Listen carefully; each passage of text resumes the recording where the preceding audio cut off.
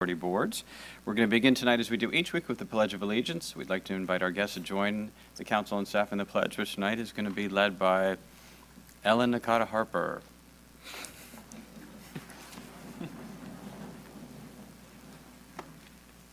Pledge allegiance to the flag of the United States of America and to the republic for which it stands, one nation, under God, indivisible, with liberty and justice for all. The council did meet in closed session this evening to confer with our real property negotiator regarding negotiations with Prologis Incorporated with regard to 2925 Ramco Court. No action was taken, and to conduct our evaluation of the city manager, no action was taken. All right. So with that, we will. Actually, we always say it that way, but let me just say in public, the city council's evaluation of the city manager was extraordinarily positive. The council is very pleased with the performance of the manager and the entire organization. Very proud of the outcomes and the results that are unique in terms of the both the amount and the quality and the impact in the community and the resources that have been brought to the community. And so although we don't typically say anything about this item, I don't want to let that go unsaid. So thank you and congratulations to the city manager. All right, then we're going to now move to item 1A, which is presentations by the public on matters not on the agenda but within the jurisdiction of the City Council. As noted on our agenda, we're prohibited by state law from taking action or having a discussion on items that are brought up under item 1A, but it is an important opportunity for a public forum. We ask that anyone wishing to address the council on this or any other item this evening to please fill out one of the yellow cards that's available near the front door and to turn it into the city clerk. In front of the clerk is a timer, and we use that to make sure that everyone has the chance to be heard. And to that end, we ask that all comments be limited to no more than 3 minutes. In front of the clerk is also a flip chart, and that flip chart simply indicates which agenda item the council is currently considering. We take the yellow request cards all the way up to the conclusion of the staff report on any particular agenda item. After the council questions or the public comment have begun, we don't take any additional speaking requests. So if you're here to talk about a specific item, please be sure to get the request in prior to the conclusion of the staff report on that item. And then finally, we recognize that for some folks, speaking in public can cause anxiety and illness and other adverse reactions. So we do ask that to the extent possible that we not have any demonstrations or boos or actually even any applause or other demonstrations, and then we try to maintain a civil discourse in the chamber. So with that, we have a couple of requests to speak under item 1A, and the first is by Matthew Hargrove.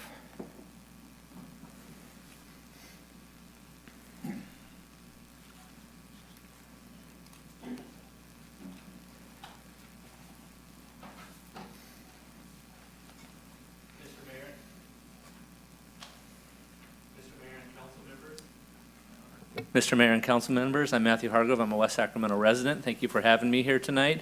I'm here to report back on an event that we hosted 2 weeks ago in the city of West Sacramento. It's a joint event co-hosted with Northern California Cyclocross Association. The city of West Sacramento is a co-host, as is the West Sacramento Chamber of Commerce. This is the second year that we've done this annual event now. It's called the West Sacramento Cyclocross Grand Prix. And I'm here to let you know that it was another huge success this year. And it was a huge success because the city of West Sacramento, residents, business community have all come together to really push this really cool and unique event. I did bring pictures tonight because I know some folks didn't make it out there, and it's hard to imagine transforming the park at the Riverwalk into a bicycle race.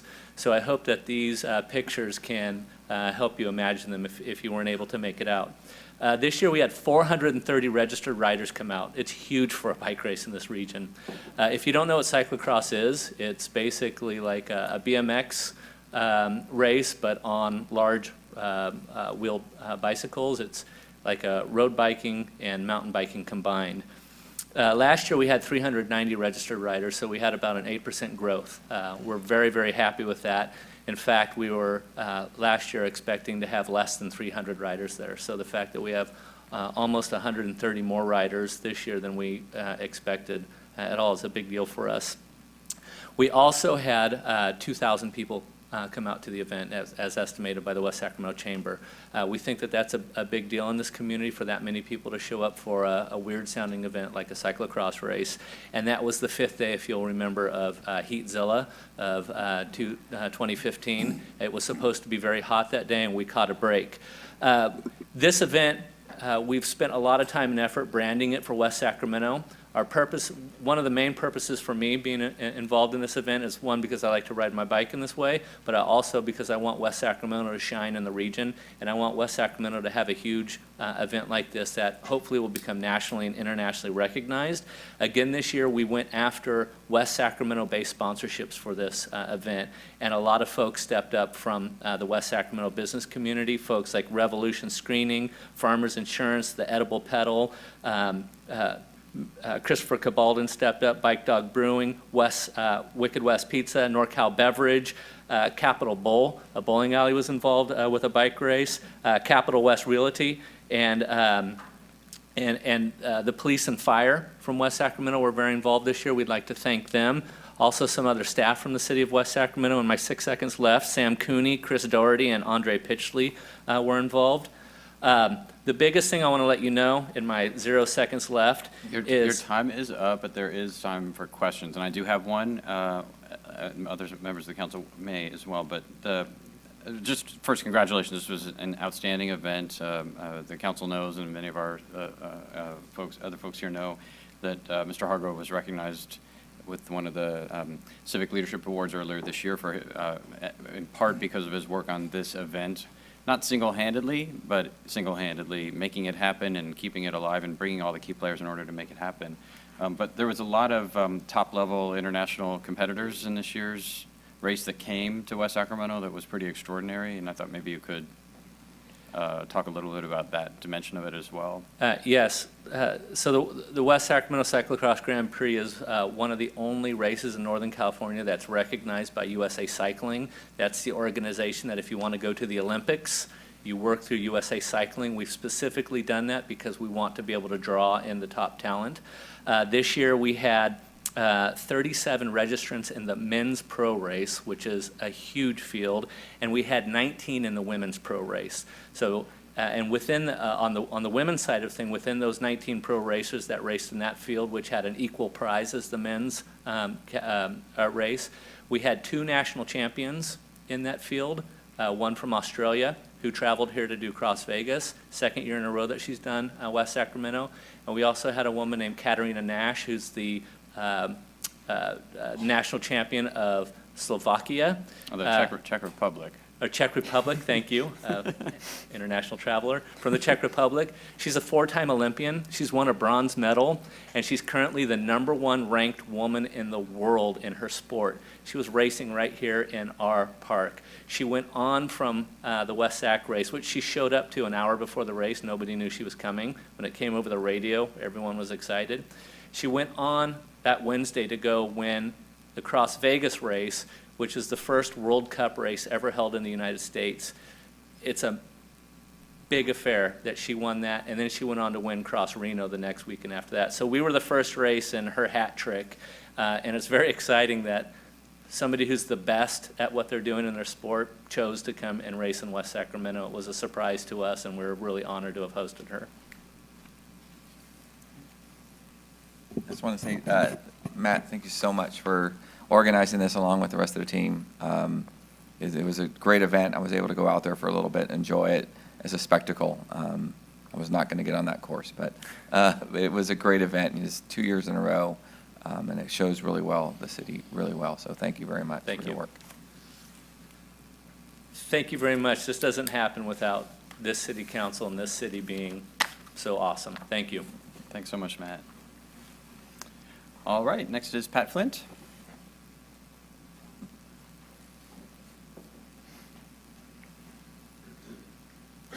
I was wanting to speak on item 4 and 5. Oh, sorry. That's okay. At least I didn't pass you this time. I appreciate it. Thanks for flagging. Okay, with that, then that's all the requests we have under item 1A, so we'll proceed to item 1B, which is council communications. Are there any reports or other communications this evening? Ms. Sandine? Thank you, Mr. Mayor. On August 26th, the Sacramento Regional County Sanitation District Board met. The primary item on the agenda concerned development and siting of a solar power project at the Sacramento Regional Wastewater Treatment Plant. The plant is one of the Sacramento Municipal Utility Districts, or SMUD's largest energy users, with annual energy costs over $10 million. The solar project benefits include not only offsetting current use, but also revenue through a power purchase agreement with SMUD and meeting greenhouse gas mitigation requirements. California Environmental Quality Act review is now moving forward, and it is anticipated that becoming energy neutral or even energy positive will be in the long-range plan for regional SAN, and this initiative is a step toward that goal. The Regional Water Authority Board met on September 10th. We received a full briefing on legislative matters. At the time of the meeting, of interest were bills affecting metering, drought-tolerant landscaping, regional water management plans, conservation, and tax credits. And at the meeting, we were educated about a conservation order that was made by the State Water Resource Control Board to a water agency that had not met its water conservation goals. The directive was quite severe. We were actually given a copy of it so we could see what would be in store for an agency that didn't meet its goals. It directed the agency to give rebates, hire additional staff, provide additional reporting, and then additional penalties were to be imposed if the order was not followed. We discussed how the next frontier in the state will be sustaining our reductions through the winter months, and all of the agencies in our region have done very well in summer months. There may, however, be a move forward toward permanent conservation, and as a member agency, the City of West Sacramento, we may be asked to sign onto a letter pushing back on that without more input and discussion. And then the Water Resources Association of Yolo County met on September 14th, and we also received a water legislation and regulatory issues update. While many of the same items were discussed from the Regional Water Authority meeting, there was much more discussion about bills related in Yolo County to groundwater management and water rate assistance. We also happened to hear a report by Colusa County on a well permit moratorium they put into place temporarily. The number of well permits in Colusa County was increasing dramatically, and they were facing increased well outages and subsidence in certain locations of the county. They did a great deal of outreach before putting a moratorium in place and are evaluating the impacts during the temporary moratorium, and that's a pretty unusual step. The Water Resource Association also approved entering into an agreement with the California Department of Water Resources to use the Center for Collaborative Policy for facilitation services, the development of the Groundwater Sustainability Agency for Yolo County. And those are the three items I have tonight. Thanks. Perfect, thank you. Mr. Kristoff? Yes, Mr. Mayor, the Regional Sanitation Board met this morning, and we received an update on the Echo Water project. The staff reported back to us that we're meeting our various milestones. We are on time and just a little bit under budget. So things are progressing very well, and look forward to having this project completed in a few years. But it is such a large project that we received quite a few updates, and we're trying to make sure that we hit the various milestones all along the way. Thank you. Mr. Johannesson? Thank you, Mr. Mayor. The Quality Management District met on September 9th. We heard a report on the major fire impacts in the district, and as you know, we've had several fires over the last couple months. The Jerusalem fire was really the one that hit the region the hardest, and of course, the region is significantly a non-attainment area because of those fires. We also approved a budget for 2015-2016. Revenues up or slightly on that. On September 17, Yolo County Housing met. We heard a report regarding the broadband access program, which is basically an effort of Yolo County Housing to get broadband into all Yolo housing projects. The problem is there's not a lot of money to do it. The cost is high, so they're still pursuing grants to help with that. We heard a verbal report on the JPA, Yolo County Housing JPA, that's in the process of being formed. It's still on target to start in operation at the beginning of 2016.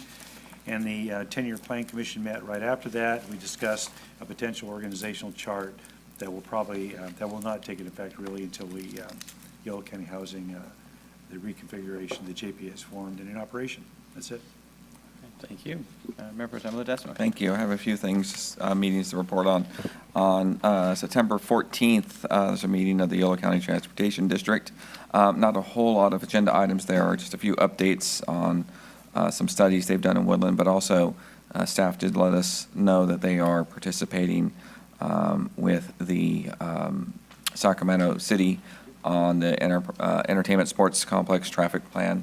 They're starting to do some preliminary planning around the expectation that will open in a year. So I'm glad they're participating in that. On the 16th, I participated with Councilmember Sandine and Councilmember Johannesson in the Streetcar Policy Committee workshop on the streetcar a workshop, which we looked at actual streetcar vehicles, whereas we're preparing to go out to bid on that the process for bidding. We got a briefing on the types of cars available, types we're looking for, the types of considerations we need to have. I want to thank Jason McCoy. I'm not sure he's here. Yeah, that was there as well. So it was a very good workshop. There will be some follow-up items for us, just to kind of continue to consider the requirements for that. On this past Monday, the 21st, it's a meeting of the Yolo Habitat Conservancy. A couple of key updates for us. The most important one is we're running into a little bit of change, or a little bit of working through some challenges with federal agencies who are running into some workforce issues, so it's slowing down our timeline. They're asking for additional time, which to review some documents for us. We're also in the middle of some negotiations with them. So we are trying to work with them to stay on schedule. It's looking like if we are not able to get some relief from them, or they are not able to kind of meet those timelines, we'll be pushing back our plan another 4 to 6 months into late 2017, which is not the answer we wanted, but we understand where they're going through. So again, we're continuing to try to work with them on those items and really trying to close out some of the key negotiation points we're working on. We're just about at the finish line for this to get the EIR out, so hopefully we can kind of keep on that. I do want to make a couple of mentions. I have a couple of other things. On the 19th, Saturday the 19th, there was not a formal meeting, but there was the Delta Protection Commission held a river cleanup on Saturday right along our riverfront. And I stopped by to support Eric Vink, the executive director down there, along with Supervisor Oscar Villegas. And there's a small cleanup crew, which was us. But it was the work was appreciated, the effort and the intent was appreciated. And I don't think I've ever really walked down to the banks of their riverfront to look at the kind of trash that floats down the riverfront that could wind up down in our levees, our Delta system. And that is frankly an eyesore on the riverfront. So I think it's something we should all consider about, and I thanked Eric and the staff, because there's another cleanup going on down the river. But it was a great effort to try to get something together. I think it's something we need to think about participating in years to come, next September when it comes around. But I did want to thank Eric publicly for the effort. It was some hard work. We were there, and we got a little patch cleaned up, but I want to thank the police who were out there as well, help and support Eric in that effort. So thank you. Also, I'll let the council know, on the week of October 6th, I will be participating in the Sacramento study mission trip, which is in Chicago. So I will be not able to attend the next council meeting, but I will be there representing the city as we look at the opportunities and the challenges that Chicago has as a template for what we may or may not look at. I've been asked to speak on one of the panels regarding riverfront development, so I'm looking forward to that. So that's my only briefing. Terrific. Thank you, Mayor Pro Tem Ledesma. Mr. Kristoff? Oh, yeah, I forgot one, and that was the Flood Control Agency. Flood Control Agency, we are still in the process of negotiating with property owners in order for us to complete our project. Things seem to be going, for the most part, fairly well. And we have had some people that have received our initial bid, and they have come back and put in an alternate And so our staff is going through the process of making sure our appraisers feel that everything is just and fair. And so it's still, we are still going on, and things are occurring, maybe not as fast as a lot of people would like, but at the same time, they're moving forward. This is a slow process, and we will get it done. Ms. I also Sandine? forgot an item, Mr. Mayor. The Port Commission met earlier prior to this meeting this evening, and we considered a resolution approving a development agreement with the city on the Stone Lock property in Southport. And we also considered a grant agreement with the California Natural Resources Agency and a contract amendment with Global Diving and Salvage for derelict vehicle abatement in Lake Washington. We're receiving a $232,000 grant from the state of California to deal with abandoned watercraft. Thanks. All right, thank you.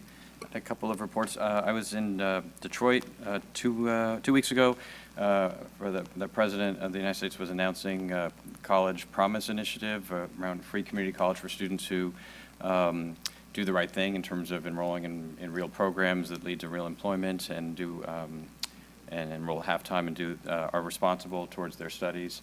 The President launched that program in Detroit, asked me to come. He's asked me to serve on the board representing America's cities, and a board being chaired by Jill Biden.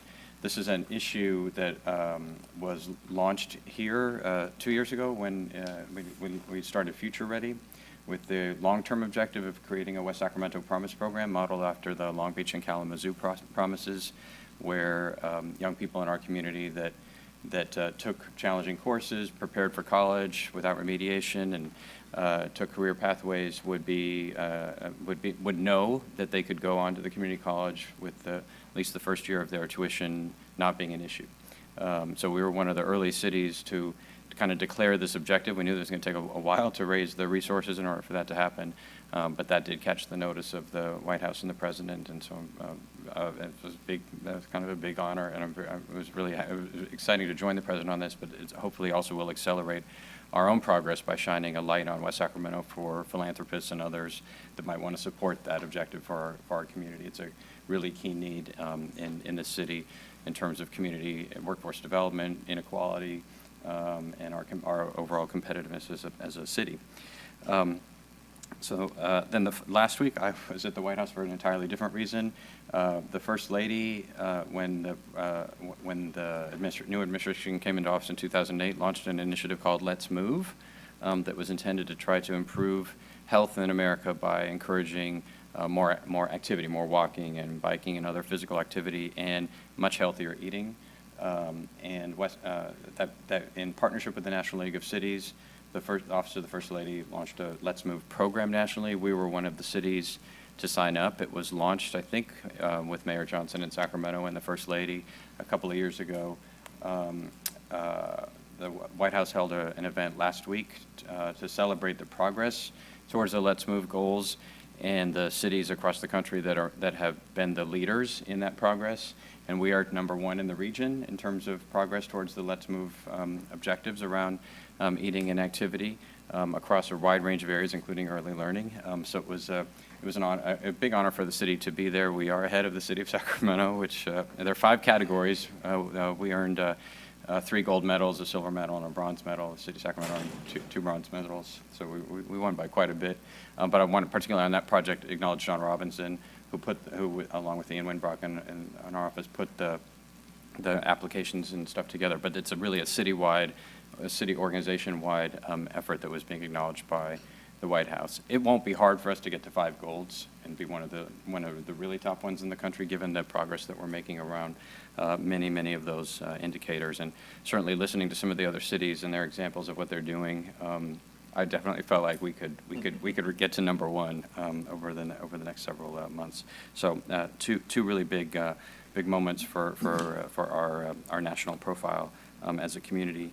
And just to pick up what Mr. Ledesma mentioned, the river event, our staff has really been, and the community and volunteers have been killing it in terms of some major things over the last couple of weeks. The Gear Up Cycle for Youth program that supports that Future Ready and the College Promise was on Saturday, and I know Mr. Dougherty and the police department and others worked really hard to make what was the most successful Gear Up ride ever. Mr. Ledesma participated at least for a portion of it. The TBD Fest, which I don't need to really mention too much about because it was well covered, but a success, and certainly in terms of our efforts to try to create a place where a diverse workforce with where people at all ages feel happy living. It was an important milestone, definitely a good marker for the city. The Village Parkway opening, groundbreaking, the COPS Award grant that the police department and Congresswoman Sui's office had worked so hard on. And particularly I want to give a shout out to Mr. Johannesson, who had been working closely with Code for Sacramento on the Code for Hood project, which we hosted regionally here at the community center. Mr. Johannesson was one of the judges, but also one of the organizers, and it was a very inspiring program for a lot of young people and their families in our community and across the region. Some of the most disadvantaged kids in the area who got the opportunity to learn a lot of really fantastic career and presentation and team skills, as well as coding and a lot of technical skills under the guidance of some first-rate mentors from the private sector from throughout the region. So it was really fantastic. And congratulations, Mr. Johannesson, for that work. All right, so if there are no other reports, item 1C is appointments to boards and commissions. We don't have any of those this evening. I promise, Madam Clerk, we will get to the Port Commission appointments, which are essential. So it's the council members' appointments of the commission that are up for renewal at this stage. So council would consider, individual members of the council would consider whether they wish to continue to serve on the Port Commission or defer to a public member. Please let me know. All right, so that brings us then to item 2, which is a presentation and proclamation recognizing Assistant City Manager Carol Richardson on the occasion of her retirement. Is there a motion on the proclamation? No. I'm kidding. I'll move. It's been moved. It was She moved by can't Mr. leave. Johannesson and seconded by Mr. Kristoff. Is there any debate? Well, there's no debate. The city of West Sacramento for 28 years has had the opportunity to work with Carol. And she has done just an absolutely fantastic job. There were so many issues when we were first starting up. And to do all of the things that Carol did it was a monumental task. And this city really owes Carol Richardson just a great big hug and indebtedness that no one can really imagine. I've had the honor and privilege of working with Carol for those 28 years. And it's been a really very, very good experience. We've had some differences of opinion, but at the same time, you know, Carol gets a little hot-headed once in a while. And Carol has a way of digging in on some issues once in a while, but for the most part, she's right. I mean, she sticks to her guns. She's a marvelous lady. And I think the citizens of West Sacramento were very, very fortunate to have Carol in the position that she was. I know a whole lot of city managers were, and they were very, very, very lucky to have Carol working with them. And I can't really think of a lot of council members that just didn't really think Carol was just top-notch. She was just top-notch, beautiful lady. And for that, I just really, really want to thank her for all that she has done for the city of West Sacramento and for our citizens. Thank you, Carol. All right, so we had one speaker in favor. Is there one? No, I'm sorry. All right, Ms. Sandine?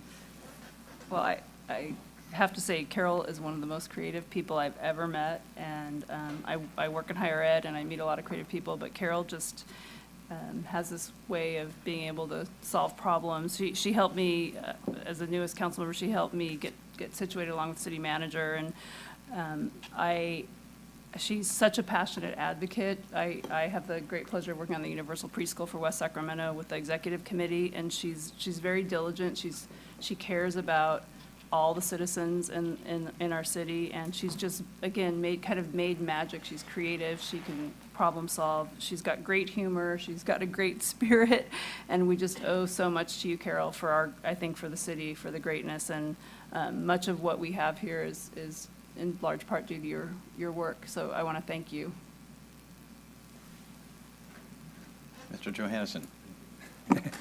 Yeah, it's, when I moved to West Sacramento last decade, Carol was a fixture there then, and she's leaving as a fixture now. But, you know, one of the things about how we operate as a city, stability always comes out with people we talk to. It's a very stable city, moving in the right direction.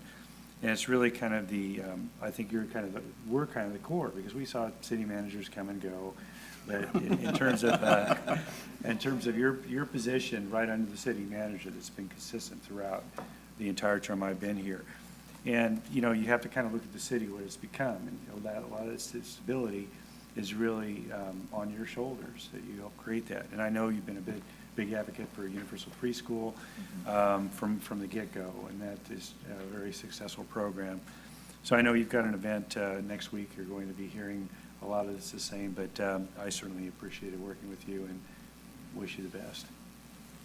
Mayor Pro Tem Ledesma. Thank you, Mr. Mayor, and I can't really follow up too much more with what my colleague said, Carol, but the community knows you and loves you for many things you've done in the community, not just as your duties here, but I know you spent some time on the West Sac Foundation Board and really got into the heart of our community, and that's where I think you've touched the most lives. They've seen you there. They've seen you work on various activities and events, and really work behind the scenes to make our community go. I'm really appreciative of that part of you. You've been a very welcoming spirit, getting to be part of City Hall and being able to serve here and help me along the way. But you also inspired me because of your ability to go connect with the community and to be able to work behind the scenes sometimes, quietly and unseen, but to make things happen. I think that spirit is what, I think when we talk about it, we're a get-it-done city that gets things done, that you're the embodiment of that. And I appreciate everything about you. I jokingly said I'm voting no on this because I don't want you to leave, but I will because of all the great things you've done for our city. And I know there's a lot more work tonight, and you got a little bit of time left, but I just want to say thank you for all you've done for our city. Yeah, if you're watching at home, Carol's been our assistant city manager, as was said, for a long time, but since incorporation. And the remarkable story of West Sacramento in some sense is how much rapid, deep progress and change and transformation there has been, while all of the core of what made us wonderful before is still here, and all the people who made us great before are still here, and they're still in the city organization, and that's not normal. That pace of change that has happened in this community has been largely welcomed by folks in the community and accelerated by folks in the community, as opposed to just we're transforming, we're the Mission District of San Francisco, and we're turning into something else. We are changing our own place, and Carol has been a key inside the organization and in the community in making that possible as the unbroken link to our heritage and to our values and to where we came from, why this city got created in the first place, and making action happen right now for change.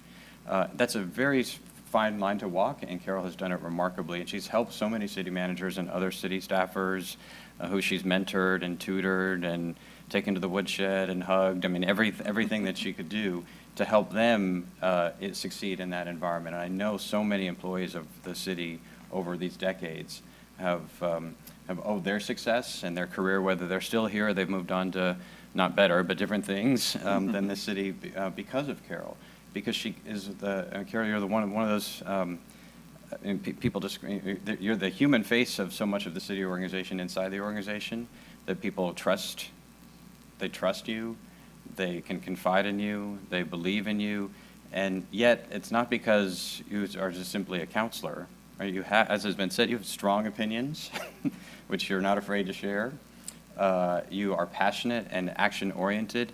That also is a rare combination in a person that can give a sense of humanity and compassion and caring about others, and also be driving the kinds of rapid, dramatic, transformative change that have happened in this organization. And it really is impossible to imagine. We're all trying to, but it's impossible to imagine what a city might, how we might proceed in a world that doesn't have a Carol Richardson with us full time every single day. But no one has earned.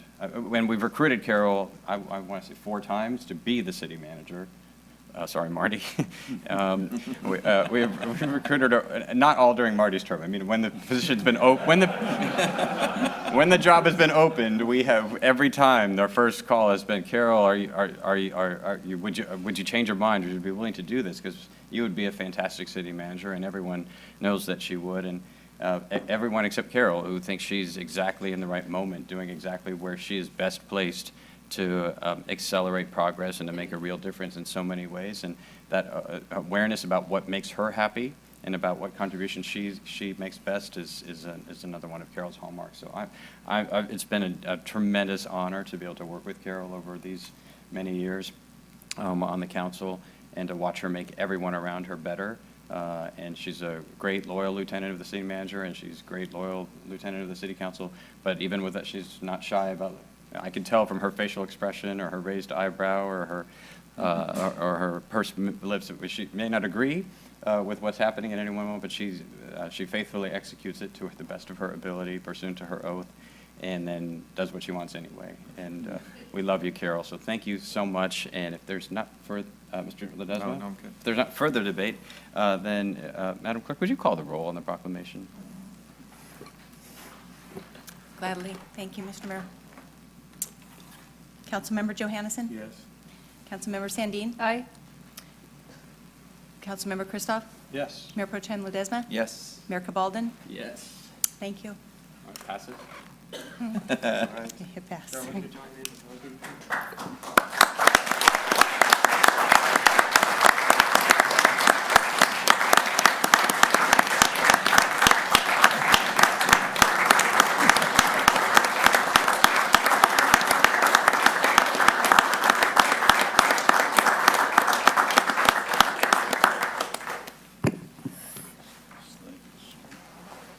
I don't know if I want to read this because it's not as emotional as we all are at the moment. It's all project-based for the most part. This is not even a 10% of Carol's biggest accomplishments in this community, and we've heard about so many of them, and so many of the ones that that no one ever knows about, right? The risk management, or the communications agency for dispatch. I mean, all the grease and the glue and the nuts and the bolts that keep the organization running smoothly, effectively, keep us out of court mostly, and make everyone else better and greater and achieve their full potential. That's what Carol Richardson does better than anyone could imagine. But what we didn't mention was this downtown, none of which would exist without Carol. This building, City Hall, the community center, the library, the community college, every component of what has become one of the signature accomplishments of the city in its entire history was Carol's project, over many, many frustrations and over many, many years. So this is a resolution of the proclamation of the West Sacramento City Council. I'm simply going to say that we proclaim that the City Council of the City of West Sacramento hereby recognizes Carol Richardson's immense contributions to the city organization and to the people of the City of West Sacramento, and extends its best wishes for Carol in her retirement. Congratulations, Carol.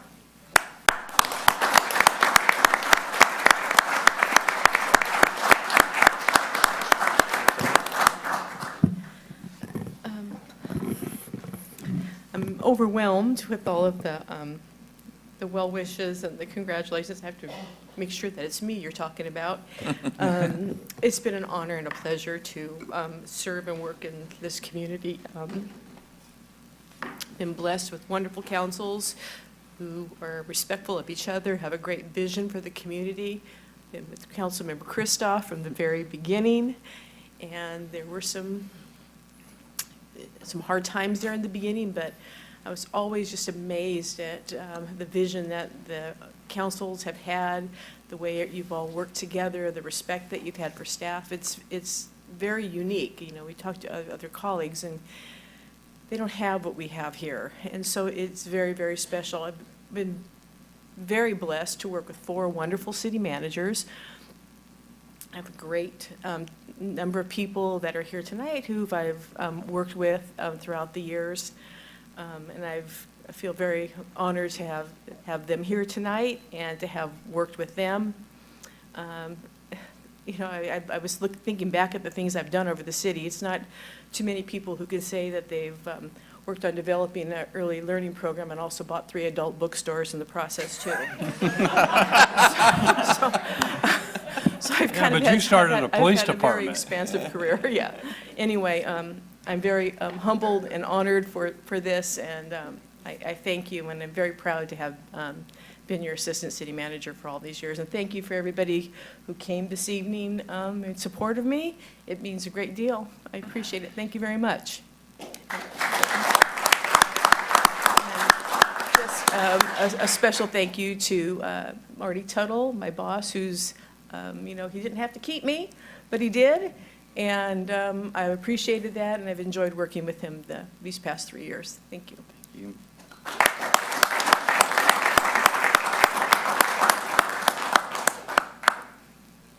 Did he tell you he didn't have to keep you? Because he had to keep you.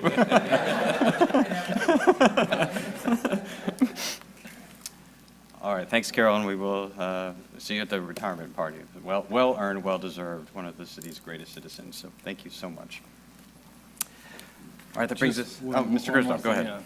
Just make sure you give Larry a great big hug from us, because Larry was one of our employees also, and he got ill, and he and Carol are married, and she's doing a fantastic job of helping him, and he helps her, and it's just really, really rewarding and great to see the love that they have for each other, and the things that are going on within their family. And Carol is a brand-new grandmother, so she is riding high. Thank you, Mr. Kristoff. All right, that brings us to item 4, which is initial discussion of scope and mission for West Sacramento Municipal Charter. Mr. Robinson? I'm sorry, it's not item 4, it's item 3. On August 19th, the City Council approved a schedule of meetings to explore the possibility of a municipal charter to present to the voters in November of 2016. This is the first meeting in that approved schedule. The focus of the discussion tonight is the mission and scope for the charter process. Staff will use the information and the direction that you provide tonight to inform the next meeting in the schedule, which will be October 21st, when we'll begin focusing on individual topics that the mayor assigned to council members. So with that, I'll turn it over to the mayor and Councilmember Sandine, and we'll listen to your discussion. So I want to thank you, Mr. Robinson, and also the city manager for your work in preparing the staff report. As we set out contemplating becoming a charter city, the plan that was outlined by the mayor is to hold the series of workshops that you just mentioned around areas of particular interest to us as a city and as a council. And tonight, we hope with the council to have a discussion about how we create a 21st century city through a charter process and how we might memorialize all that makes the city of West Sacramento so special. And we just heard a lot when we were talking about Carol's accomplishments, all the things over the course of our history. So the city manager, mayor, and I met recently to prepare for this kickoff discussion tonight, and we discussed what we hold dear here and how we might chronicle those things in city governance that help or could help us keep the city of West Sacramento an innovative, action-oriented city. We discussed what we might consider to be important touchstones, which are the proposed set of design principles that are stated in Mr. Robinson's staff report to us as we move through the substantive interest areas in the coming months. And the thought is we would discuss these to make sure that we have captured the universe of what we might want to have included on that referent list. So that's some initial thoughts to get us rolling. Yes, and just to add, the attachments that are part of Mr. Robinson's staff report are obviously from our most recent strategic plan. And they're there to give us essentially, to help us frame the discussion, because I think that what we are hoping to achieve in this evening's discussion, it's not so much what is the scope of the charter in terms of the terms and the issues and all that, the specific areas that members of the council are exploring at the moment, and that we'll get citizen submissions on as well. We'll drive that to some extent, but really, what, as Ms. Sandine said, the design principles that we would refer back to as we're looking at potential actual provisions of a charter? Do they, are they, does idea X or provision Y advance these principles that are been consistently part of our strategic plan? So, for example, in our mission section of the strategic plan, these core mission descriptions have virtually all of them have been in our strategic plans over many councils for at least a decade. So they've endured across a variety of different council members over a variety of fiscal conditions, and so to some extent they may reflect one touchstone for what is a core West Sacramento value.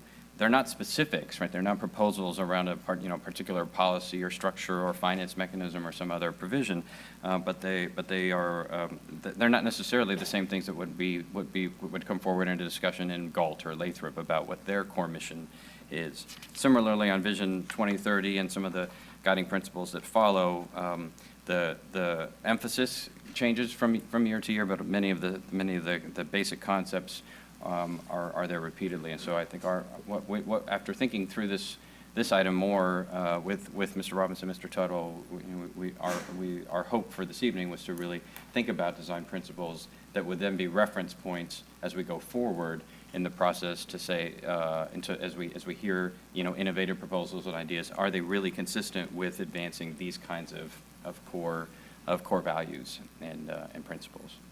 Fair.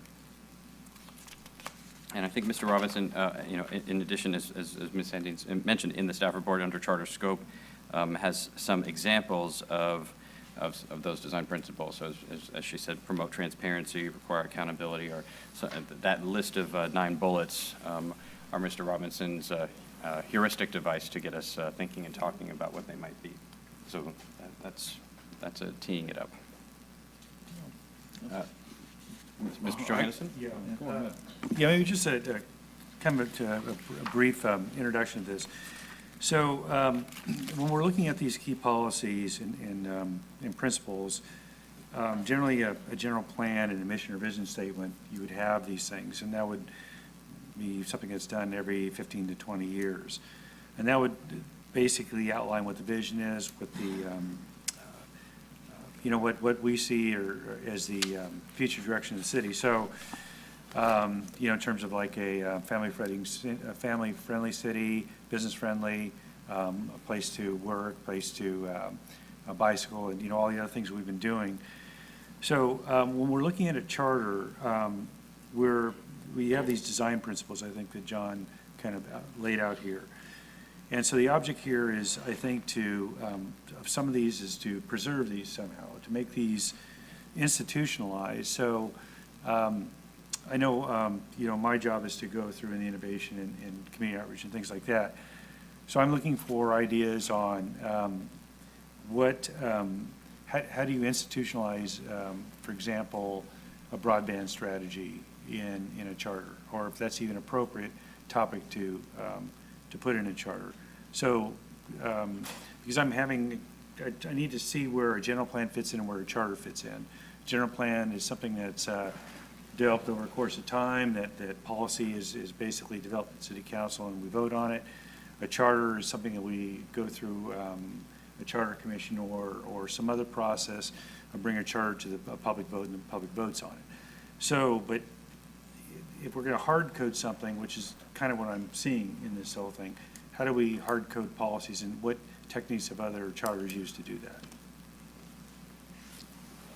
Mayor Pro Tem Ledesma? Thank you. I appreciate the discussion on this because it's sort of what Mr. Johannesson said, that we're walking a line between what we're codifying into a charter document but also leaving, what other sorts of mechanisms do we have in the city to sort of guide us on things like general plan. And it's been a little, it's one of the challenging points in kind of understanding where we want to go with kind of going forward with the possibility of a charter city.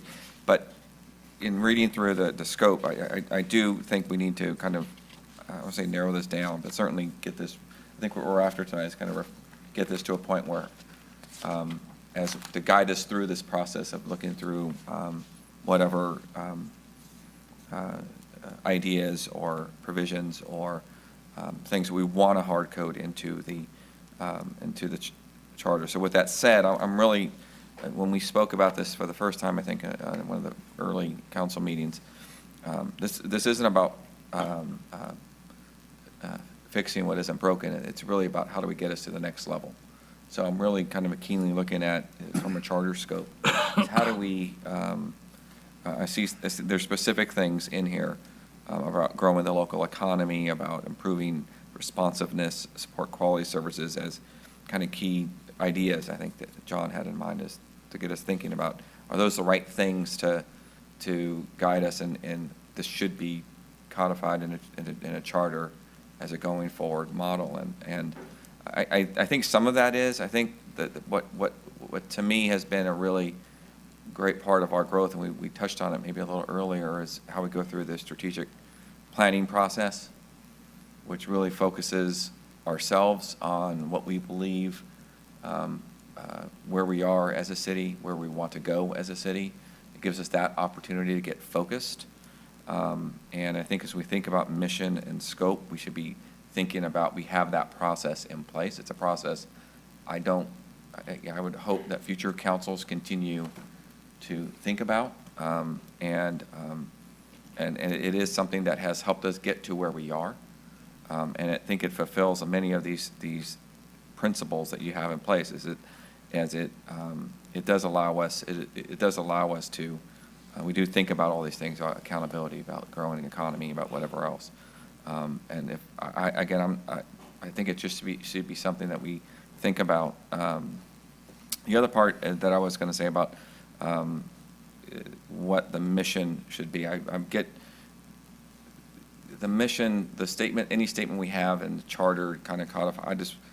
We have to, things change. I think 10 years ago, or maybe longer than that, 20 years ago. I don't know if some of the words we use today about how we think about our city are used, we used 20 years ago.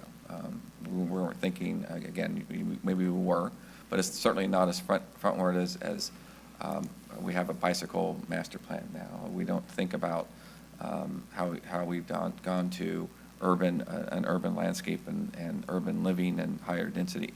All those sorts of things that matter to us today in today's world. And that will change again in 20 years.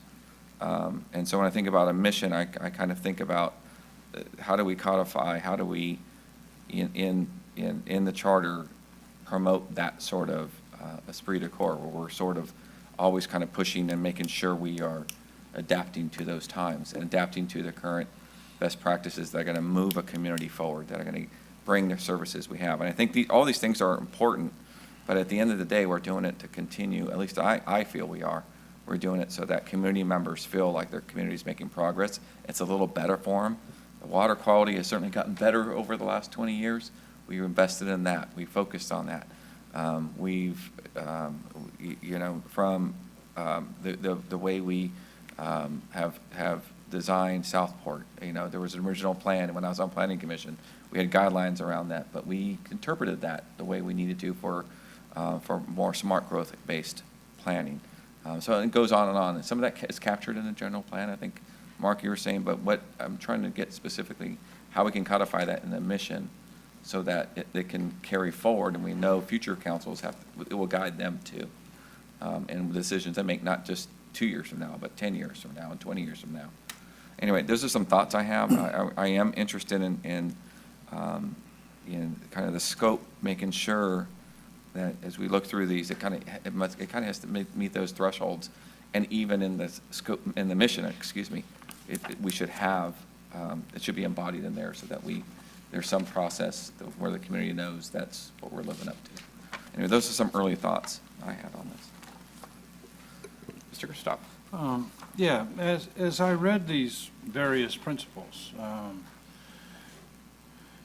the question I keep coming back to is we are trying to implement these principles under a general law city.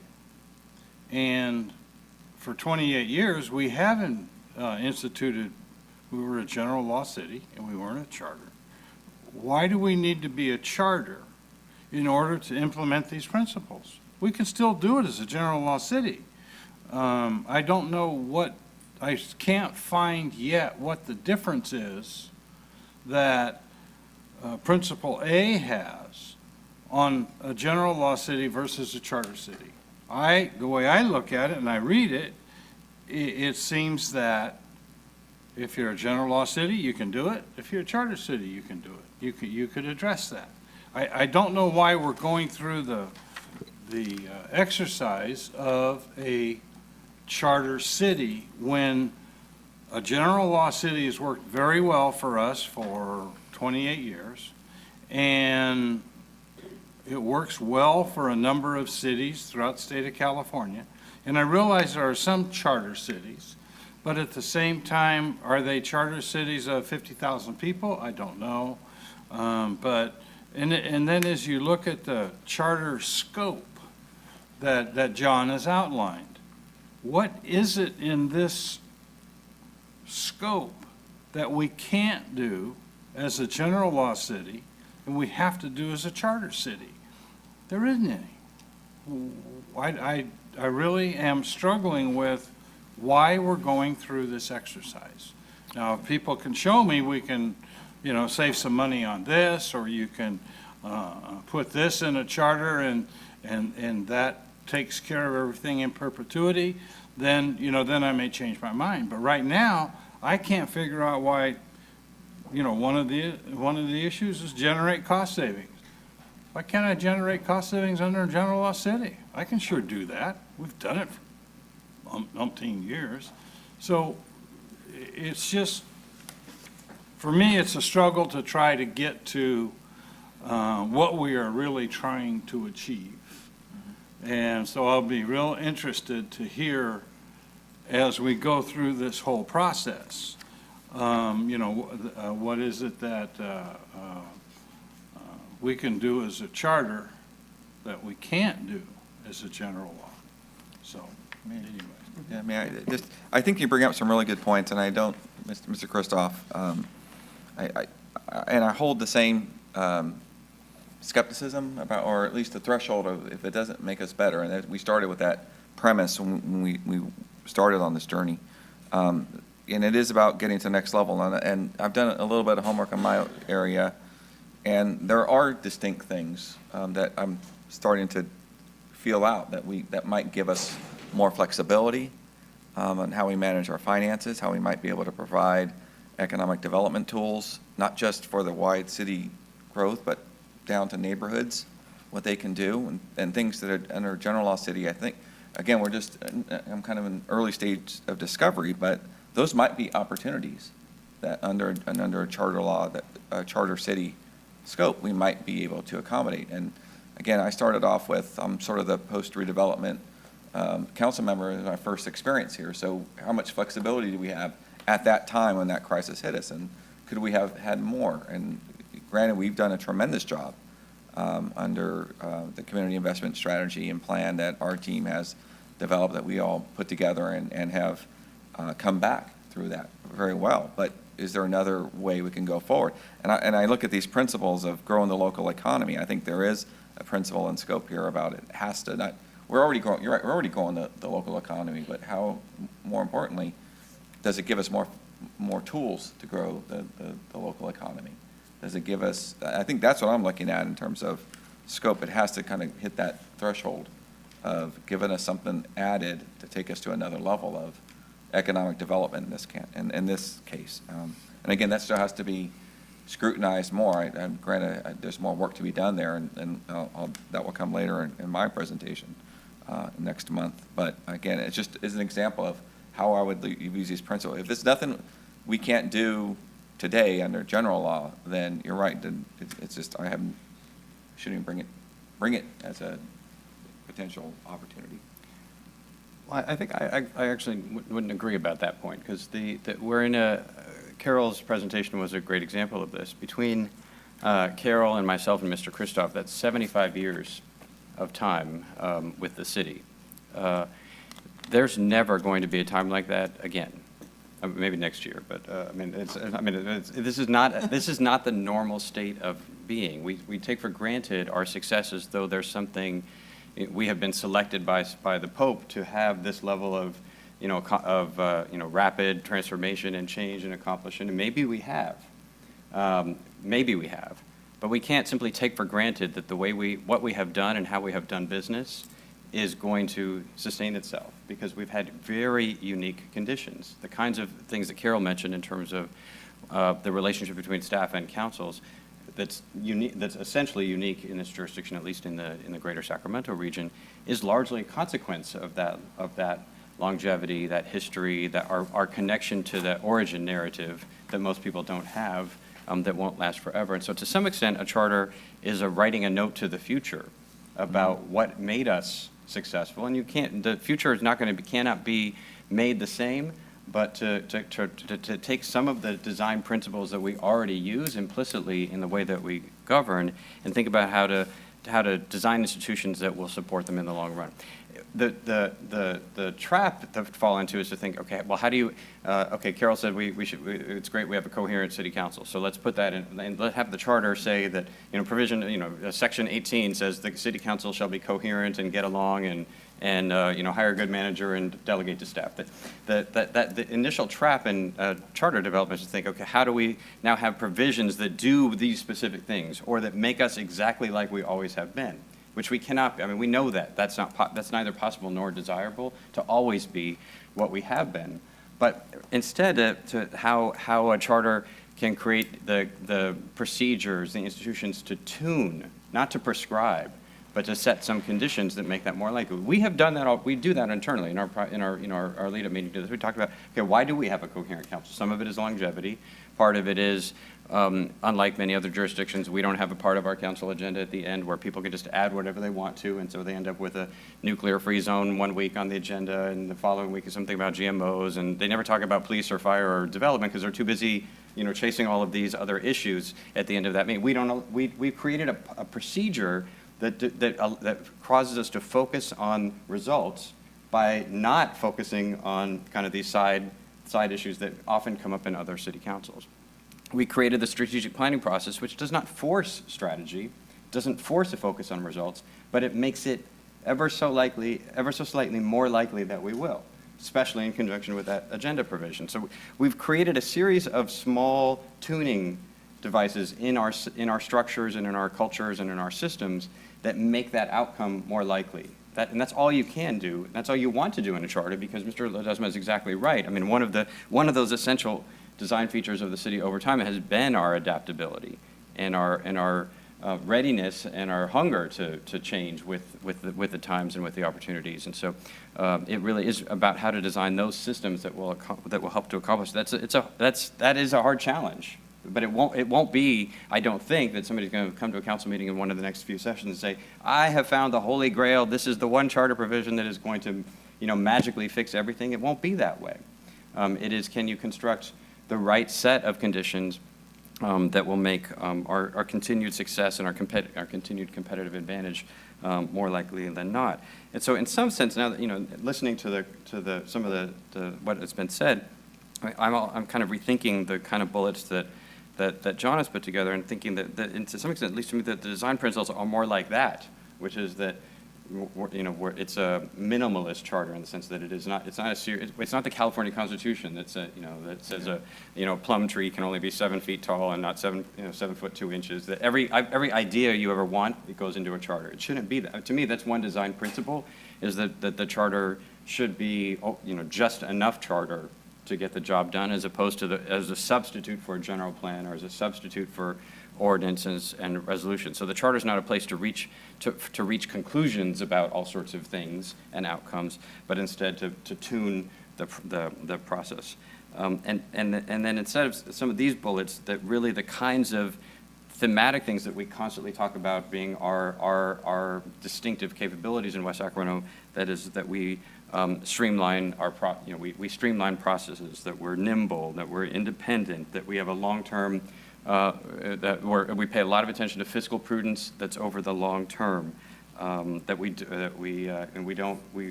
try to avoid private benefits and subsidies and focus on making investments that support general benefit. We are adaptive. We insist on a framework that we're one city, as opposed to a federation of places at war with one another, but that this one city notion is a key principle of the way that we design our work. And so it's those are the kinds of, I don't mean that to be exhaustive, but those are the kinds of things that when I hear us and our staff and our citizens and the news media talk about what is responsible for West Sacramento's remarkable success, that, are there ways to tune a charter and its processes and whatever to advance those. And so as we go forward, we don't know, there's no answer to that tonight, but as we go forward and Mr. Ledesma comes back with elections pieces or finance pieces, or Mr. Johannesson on the sharing economy or on technology or on data, that we're looking at them through that lens of does that idea advance the notion of a nimble, streamlined, independent, long-term thinking, fiscally prudent city that is what we're trying to achieve. Mr. Johannesson? Yeah, just kind of thinking about what you're saying. So we have a document that basically has a mission statement, kind of lays this out. And then, so what I'm hearing is kind of maybe some preambles of for example, whereas the city believes that, it's going to be a city where folks are engaged and their technology is used to fully encompass to engage folks in the elective process or the delivery process or whatever. And so then the city shall do something. The city shall provide sufficient resources to provide access and such. Is that the kind of where you're seeing this is going? Because you basically set up a preamble, which would be kind of what your thought is, the direction, but then you have to have something to implement that. And I mean, we have the authority to set a budget. We have the authority to hire people. We have a lot of authority in the charter, but it seems like you're going to have what you want to do, how are you going to do it? Kind of in a skeletal form, not, micromanage the process, but you'll provide sufficient resources to make sure such and such happens. Okay, I guess the question that I have is, from what you just outlined, why could not we do that under general law? Under a general law city, why couldn't we do that? Well, we put a general plan together, we have a mission statement. And so what is it that is the difference? Well, I think a general plan is going to have policy, and it's not so much an implementation. So it seems to me the charter would go that next step and implement, because that's what you want to try and do is memorialize the process. General plan is just going to say, it's going to have a mission statement, it's going to have a policy document, it's going to have for each of the different elements of a general plan, but it's not going to say, to do this, you need to do that. It doesn't get into the budget. It doesn't do that. It says the city will have a fiscally responsible city, but it doesn't say how you're going to spend the money, or if you're going to allocate. It doesn't earmark. That's what I see as the difference. I don't think tonight is going to emerge Right. any answers to that question, because those are what what council members are exploring individually, and as we said from the outset, it may come back and say, okay, we didn't find anything. There isn't anything in that space, but trying to figure out from as we're doing that exploratory work, what are the principles that might frame that? Because I'm coming back with issues based on public safety, staffing, finances, planning and zoning. And, I've talked to some police officers, and they don't think their job is going to change, and I'm saying I don't think it is either. And I can't think of some policies that we would put in place that will change their job and what they do. But anyway, but I'll keep working on those and see if I can figure out what would be of benefit by having a charter to address those issues. Is the, if I may, Mr. Mayor, as we go through this, on this specific one, well, we're going to have to come back, and this is just a process question. So I think I understand what we're looking for here, and I would agree with you. What I'm after, if, as Mr. Johannesson brought up, some preamble, what I see is the opportunity with the charter is to basically encode our DNA for future generations. What matters, what got us to this point, how does it get to the next? So we can, some of the words you use are things we say and do all the time as a council. We ask about, the budgeting process, we ask about whatever. It's because how we manage our fiscal house and, or how we view community service, whatever. And that is important, I think. Part of this is that we encode that. But from a process perspective, will there be a point when we come back and say, here's what those are, or at this point are we saying that would be an important component? I'm just trying to understand where we are in this process. Are we saying that the mission and scope we're guided by it's just the scope for this process, but the mission? Are you looking for us to articulate maybe some other ideas, what would be in the mission statement around that? I'm not quite clear. And if we don't know, I mean, well, we can come back to it. I'm just trying to. Well, I think in our kind of subcommittee discussion, we were using what we had as reference tools, so there's nothing, I think, in this discussion that will change what we're kind of aspiring to be, but I think we will institutionalize things. So that's why I think having the set of, as we're going forward, if there's an idea that comes forward, does it meet these criteria? And I had kind of the very similar kinds of design guidelines, but in our discussion, I was using words like innovative, risk-taking, action-oriented, creative, adaptable, talented. I mean, those kind of, as we're going through, do any kind of mechanism we're putting in place, do they activate, would they make that possible with a charter, through a charter? And that's I think, to Mr. Christoph's question, versus a generosity. I mean, I think we have to prove that as we're going through, that we could memorialize something that's special here by having a charter that allows for that to continue forever, and that we wouldn't be taken away from us. No, I understand that, and I guess Yeah. it's a little more straightforward than that. So based on your kind of thoughts, which some of the words I would agree with, and not to get in the group composition, that at some point, having that laid out for us as we go through this, it was at the next step of this process. So you're getting feedback from us. Is someone going to be the Thomas Jefferson of the group and actually start putting pencil to that's paper on Mr. the preamble? Robinson. There's a pen right there going to paper. Oh, there he is. Congratulations, Thomas.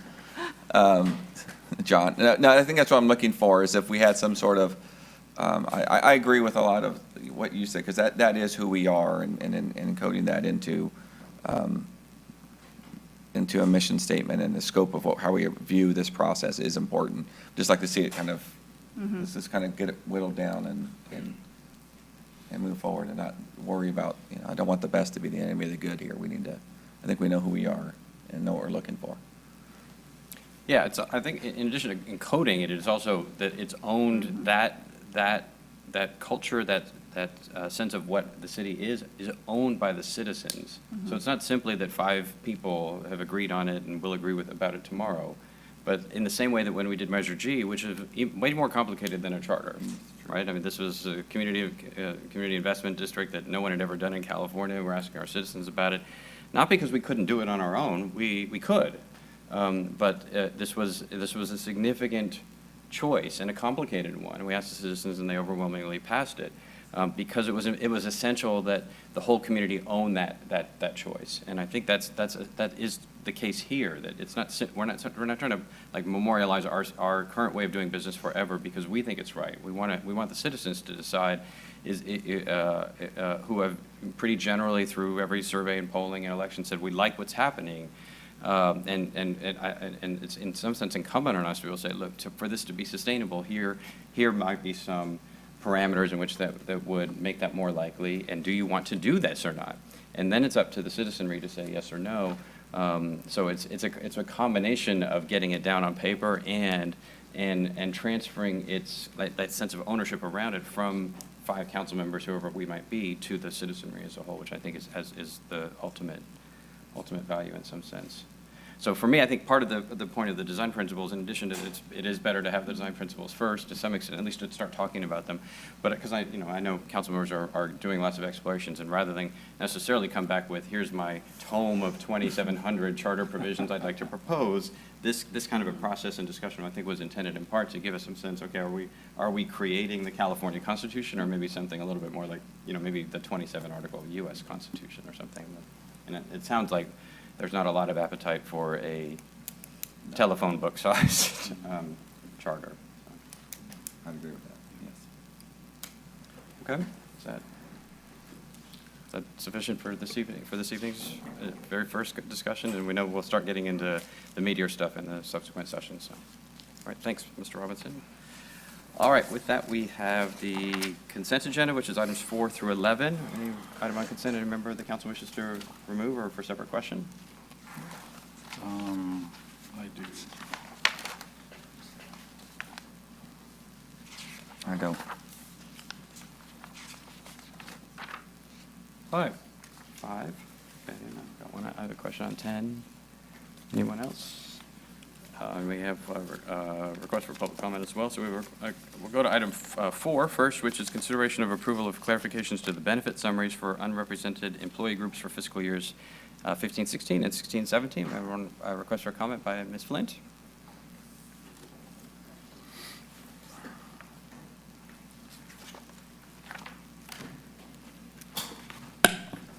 Thank you. And this item, I want to tell you that Carol Richards is a top quality employee, and we are going to miss you, but retirement is wonderful, so enjoy it. I have to speak on this item because I believe all of our employees in this city are top quality employees. And the way this is stated, you're proposing to give a one-time payout to, quote, top quality employees. How many are there? Who are they? And how much? It is a slap in the face to all other employees. Are they inferior, underperforming? Because that's what it looks like. Do they not work as hard? It's not only disrespectful, it's an insult to them. And you have to realize that when you get a one-time $1.1 million funding mechanism, and you're only going to give it to, quote, top quality employees, it should be given to all employees, regardless if it's $10. They need to know that they are top quality employees. You have some of the best employees that I've ever seen in any city that I've lived in or visited. You couldn't ask for a nicer group of people who are out there working hard, not only for you, but for us as citizens. So I'm telling you, watch your wording. I personally wouldn't go forward with this item. Thank you. All right, thank you. Item 5 is consideration of approval of new classification descriptions, updates to existing classification descriptions, changes to the authorized position list, and salary and benefits schedule. Ms. Flint, public comment.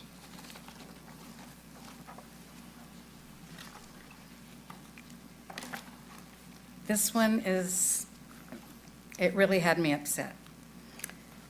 In a city of 50,000 people, our mayor needs a full-time assistant. Well, I just take that back, a 2/3 time assistant.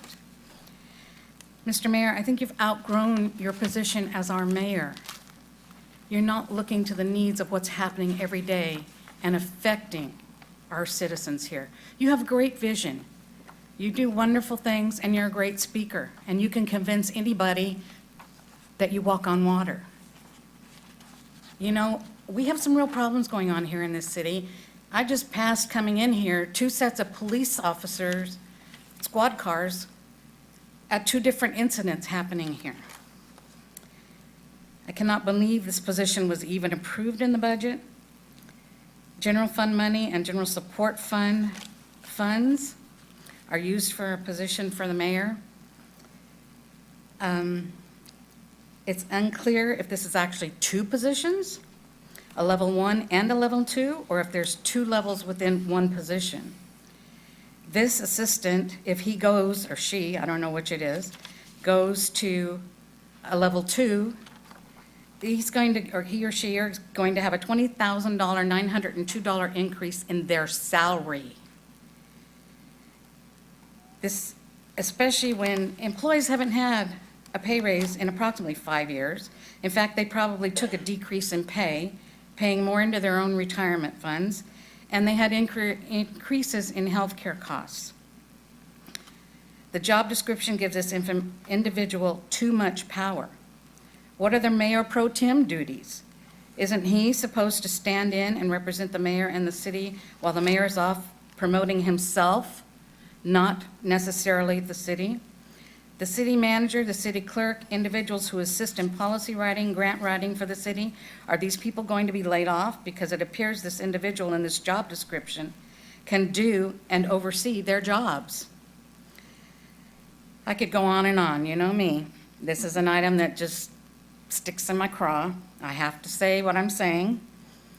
You guys gave up 3 firefighting positions in the last budget. You just wrote them off.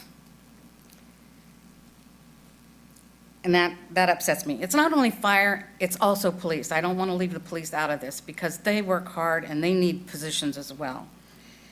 It just does not look good to your supporters. It revolts in the brewing. I'm telling you, I'm out there every day hearing people complain about, number one, what's going on with the crime in West Sacramento, the homeless people, the traffic problems. You need to look down a little bit from your great visions and really stop and look at what's going on here in West Sacramento. It's not all smelling like roses. And these are just a few of the things the citizens have brought up to me. Thank you. You should Your be time has focusing on expired. infrastructure. I know I need to be quiet, Mr. Mayor, but you need to stop and take a look and maybe move on. All right, thank you, Ms. Flint. All right, Mr. Kristoff. Well, yeah, I too have an issue with number 9 on this classification, description, job changes.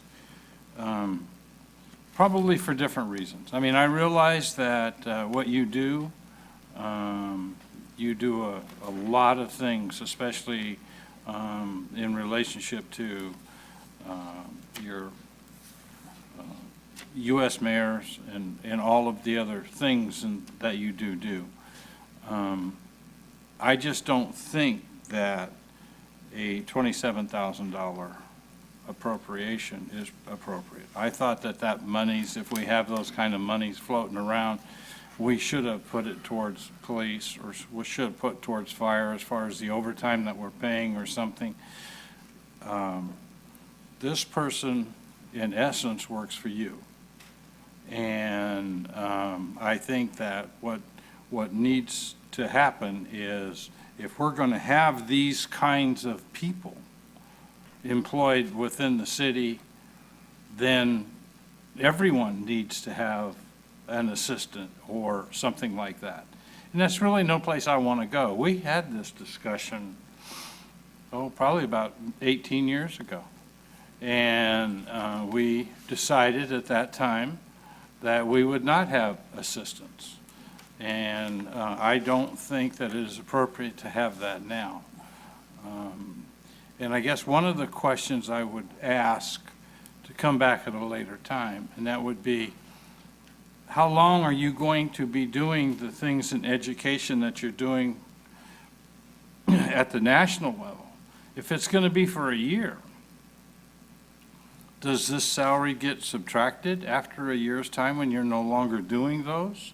Or are you going to continue to do those and have this person either assisting you or doing whatever they do, which I'm really not privy to? But I just don't think that this is an appropriate expenditure at this time. Mr. Johannesson. Yeah, I'd maybe take it a little bit of the opposite approach. I know this particular person works under the mayor, but I know In Bridge to Housing, he was very active with that. Code for Hood, he was very instrumental in that. The Code for America, very instrumental in that. So, I mean, I think it may be under the mayor, but I know I've gotten a lot of benefit from him and the help that he's had. And it's actually areas that probably the staff wasn't doing or didn't have the capacity to do. So, I mean, I feel I've gotten value out of this, and even though it's not a direct assistance, and Guy Sharp. I don't doubt that. Any other comments on this one? May I ask us just a, Yeah, Member Pro Tem Ledesma? yeah, this has been approved already in a budget cycle. This is just a, we've already, sorry, we're It's still. an augmentation in a class, it's a Right. change in the class into 2 levels. I'm just, I'm supportive of this. I understand if folks aren't understanding kind of the role that this specific position, it benefits, it has benefit, I've seen it benefit the city very much. And the person occupying it is an extremely capable individual that we're lucky to have, to be honest with you. But I'm just going to, the mayor pro tem job is ceremonial and is here to support those types of activities. These are not full-time positions we hold by any means. And having a support staff that has supported council initiatives, not just only the mayor's initiative, has been deeply helpful to not just raise in our profile, it has, but to the community, as Mr. Johannesson pointed out. So, you know, from again, at this, I see no issue. In fact, I think we're, again, I'm supportive of this as it is. So, thank you. All right, thank you. Thanks for all the comments. Just on this particular issue, I do want to point out that council did receive, when the council approved the position, asked for an update after a year about the actual outcomes, and that was provided to the whole council on July 6th of this year. The details of what Mr. Winbrock in that position has been doing and the outcomes, both internal to the organization. Part of the reason for the council approved the position in the first place was to improve the flow of communication and documents. You know, it'd be very mundane and mechanical to make sure that, when Mr. Wright needed a deed signed or some other, instrument executed, that it would actually happen. And having, so that was part of the genesis of the position originally, was in those domains, and to provide some baseline support with the Conference of Mayors.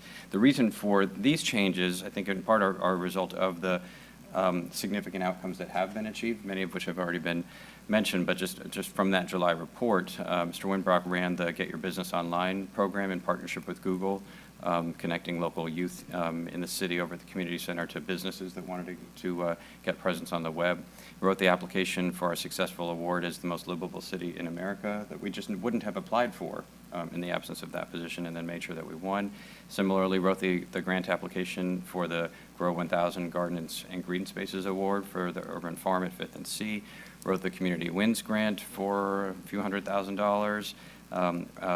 Worked closely with Mr. Robinson and Mr. Tuttle and Mr. and Rahab, what's Rob's last name, in the IT department on the Code for America project at every stage of that process to help. There's Rob right here. So to align us with SACOG and then with Code for America, which has been a highly complex but very productive process. Work with Mr. Robinson and others, put together the Age-Friendly Communities designation with AARP. We're the second city in California after San Francisco to achieve that.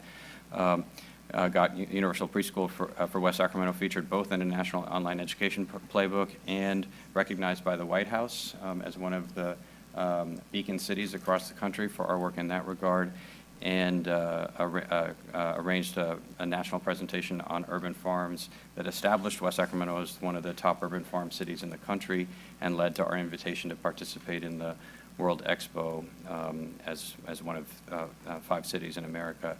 And that work, that set of work has attracted more than $400,000 in grants, awards, and philanthropic support to the community. So think it's been, quite a good value proposition in terms of the city's impact, reputation, but certainly also the city's actual resources and services for residents, businesses, young people, and for our own team that has needed the help. So I think this has been a very worthwhile investment, but also just in terms of, given this level of work that has been assigned to him in terms of these major projects, he's currently working essentially out of class. And as any good employer would do, you have to align your classifications to match up with the work that is being expected of your employees, and that's what is being accomplished by the proposal this evening. So that's why I've been working with the city manager to accomplish it, and why I appreciate the council's support for it.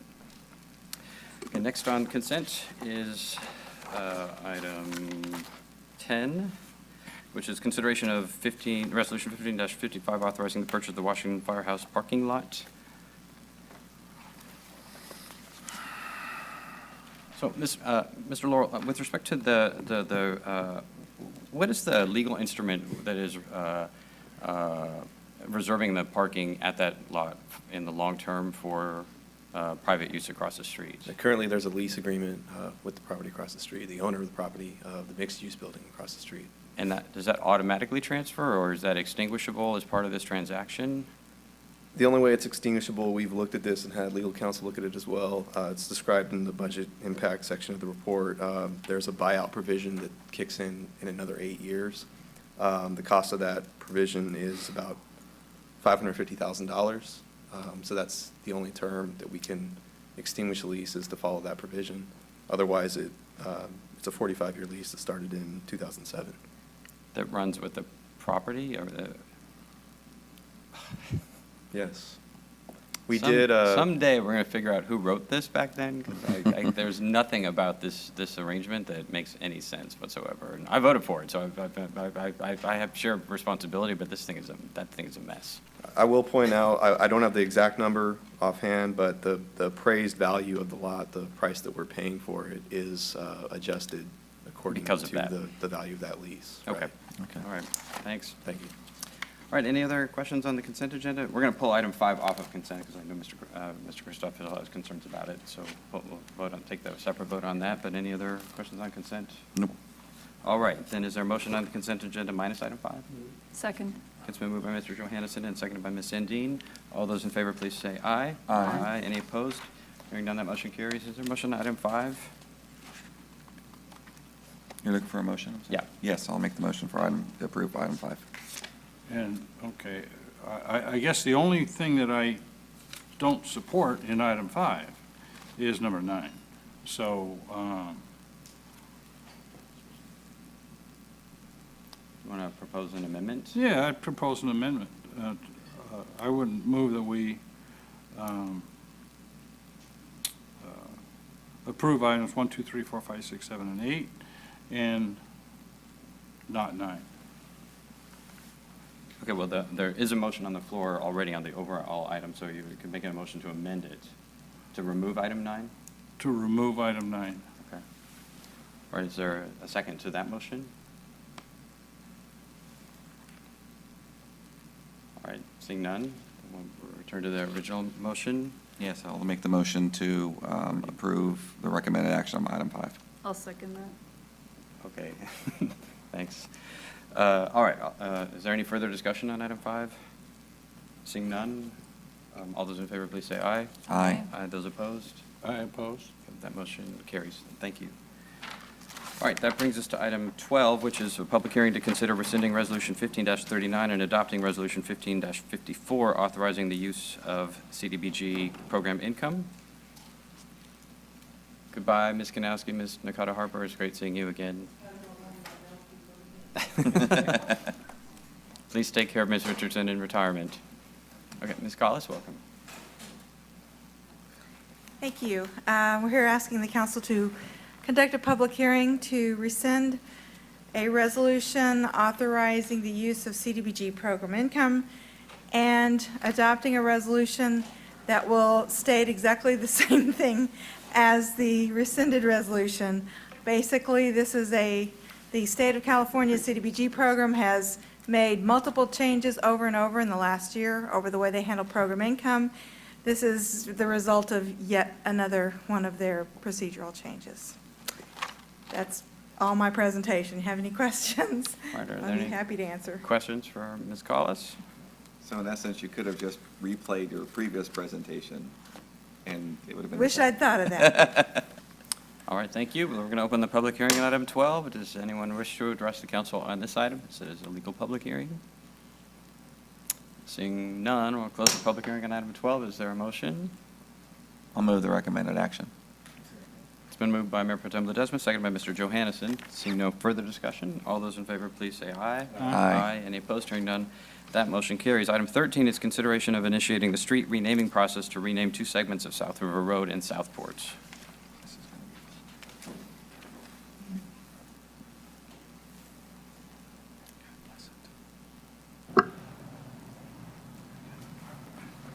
Good evening, Mr. Mayor and members of the council.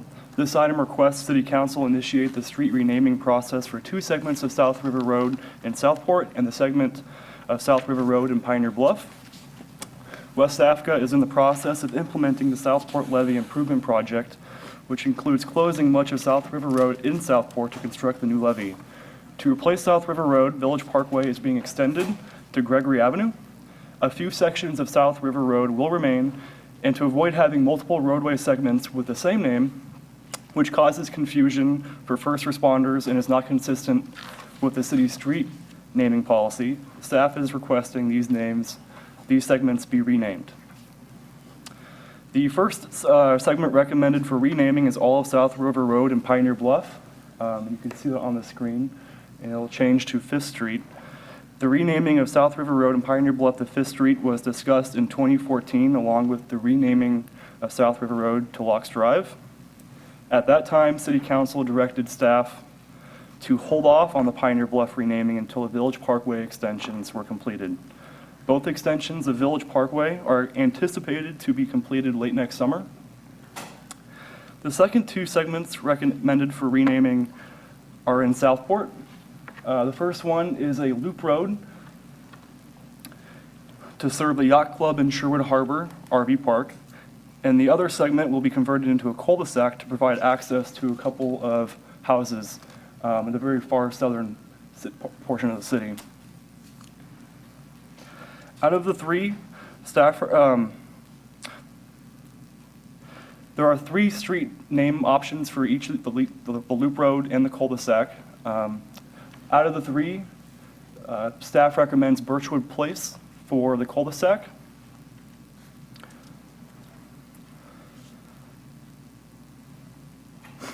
And Boat Landing Loop for the loop road.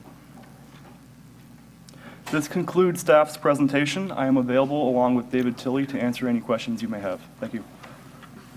Mr. Johannesson? Yes, have you all talked to the Historical Society at all about this? Or run this by them?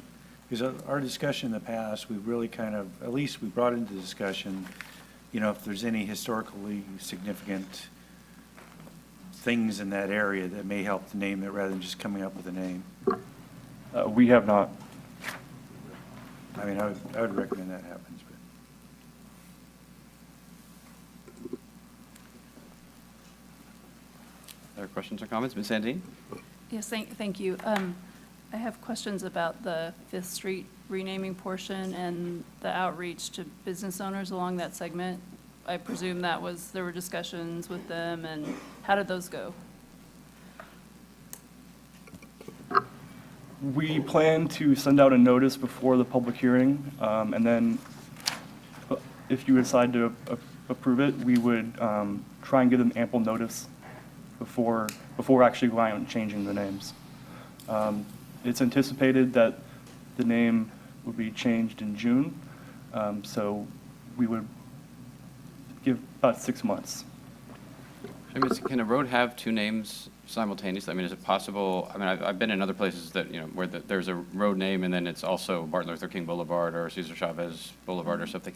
Is it possible for an existing business to continue to use South River Road as their designator once the change is made, or is it, you know, effective July 1st, everybody needs to change all their stationery and their return envelopes and everything else?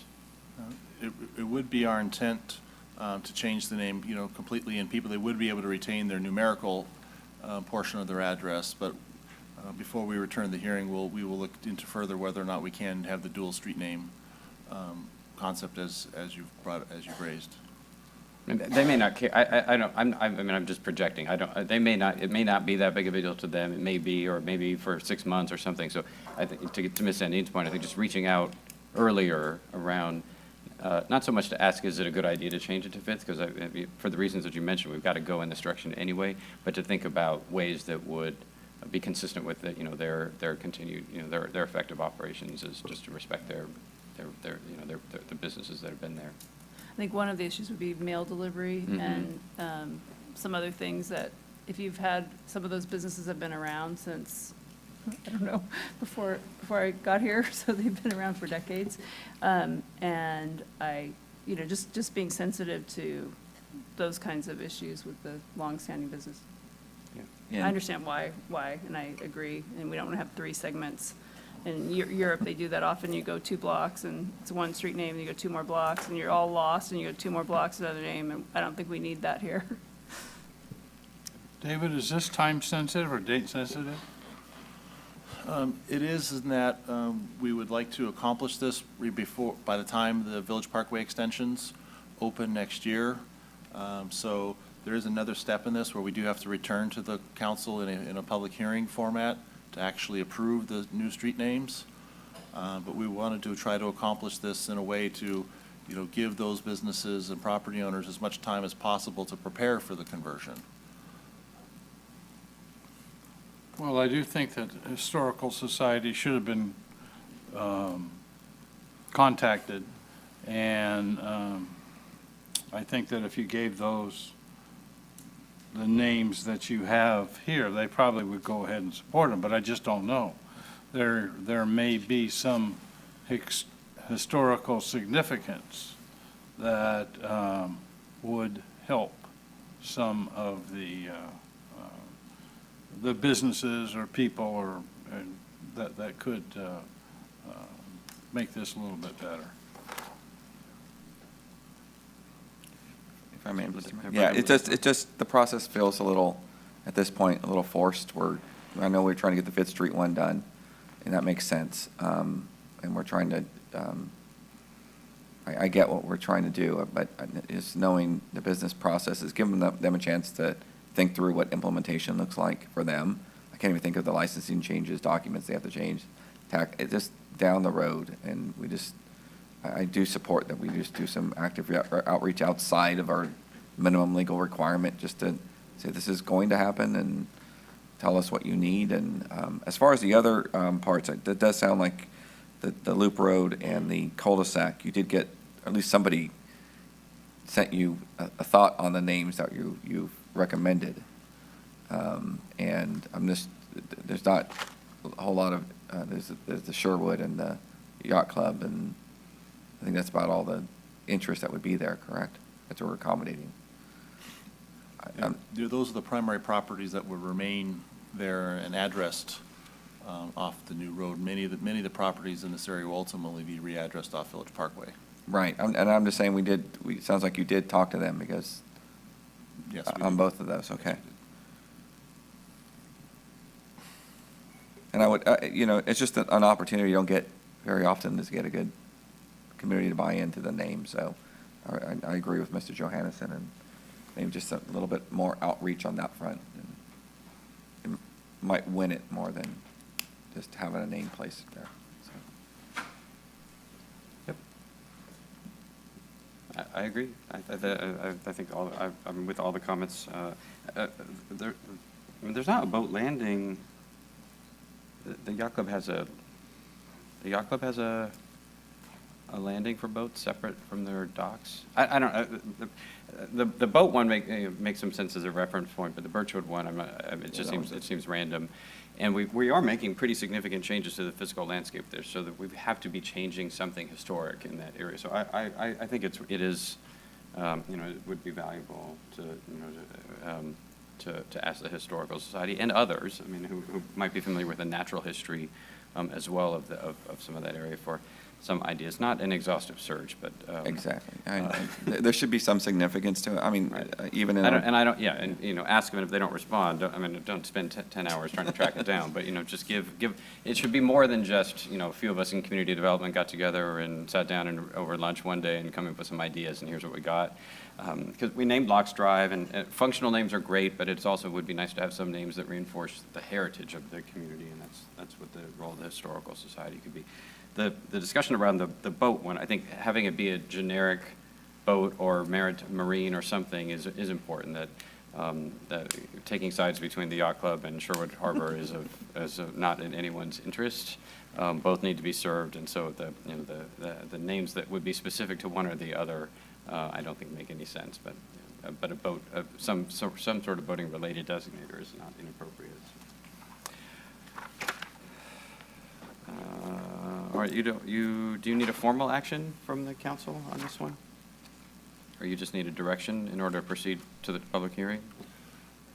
Yes, so we will return at a subsequent meeting in a formal hearing on the guidance tonight that you are now have initiated the street renaming process. Okay. All right, thank you. That brings us then to item 14, which is consideration of city voltaic panel installation alternatives. Mr. Ambio?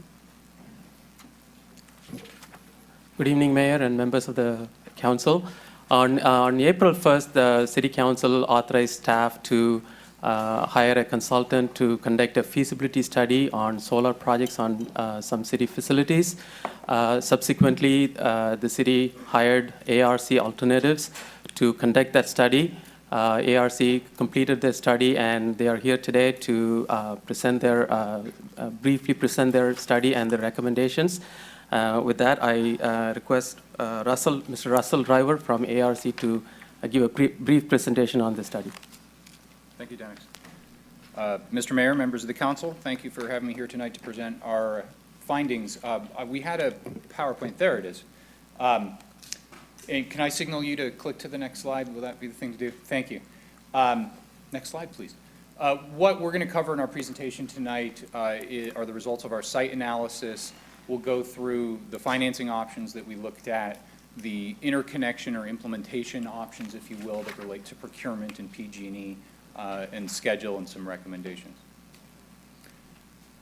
In the course of our study, we took a look at 10 sites across the city that included City Hall, several of the fire stations, police stations, the water treatment plant, and water storage sites, tanks.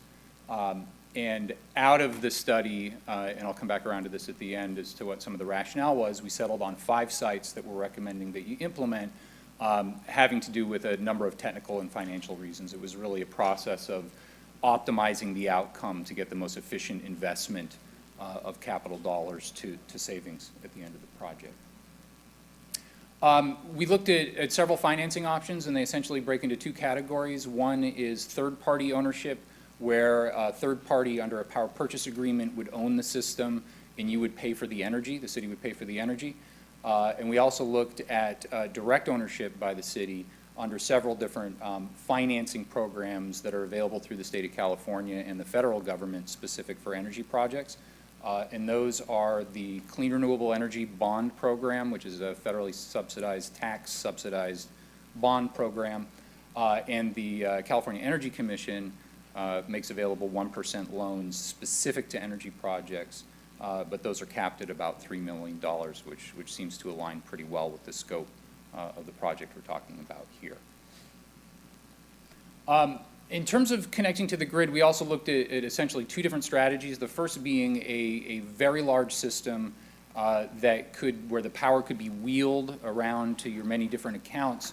It's called a bill credit transfer in the PG&E parlance. It's a Res BCT, they call it.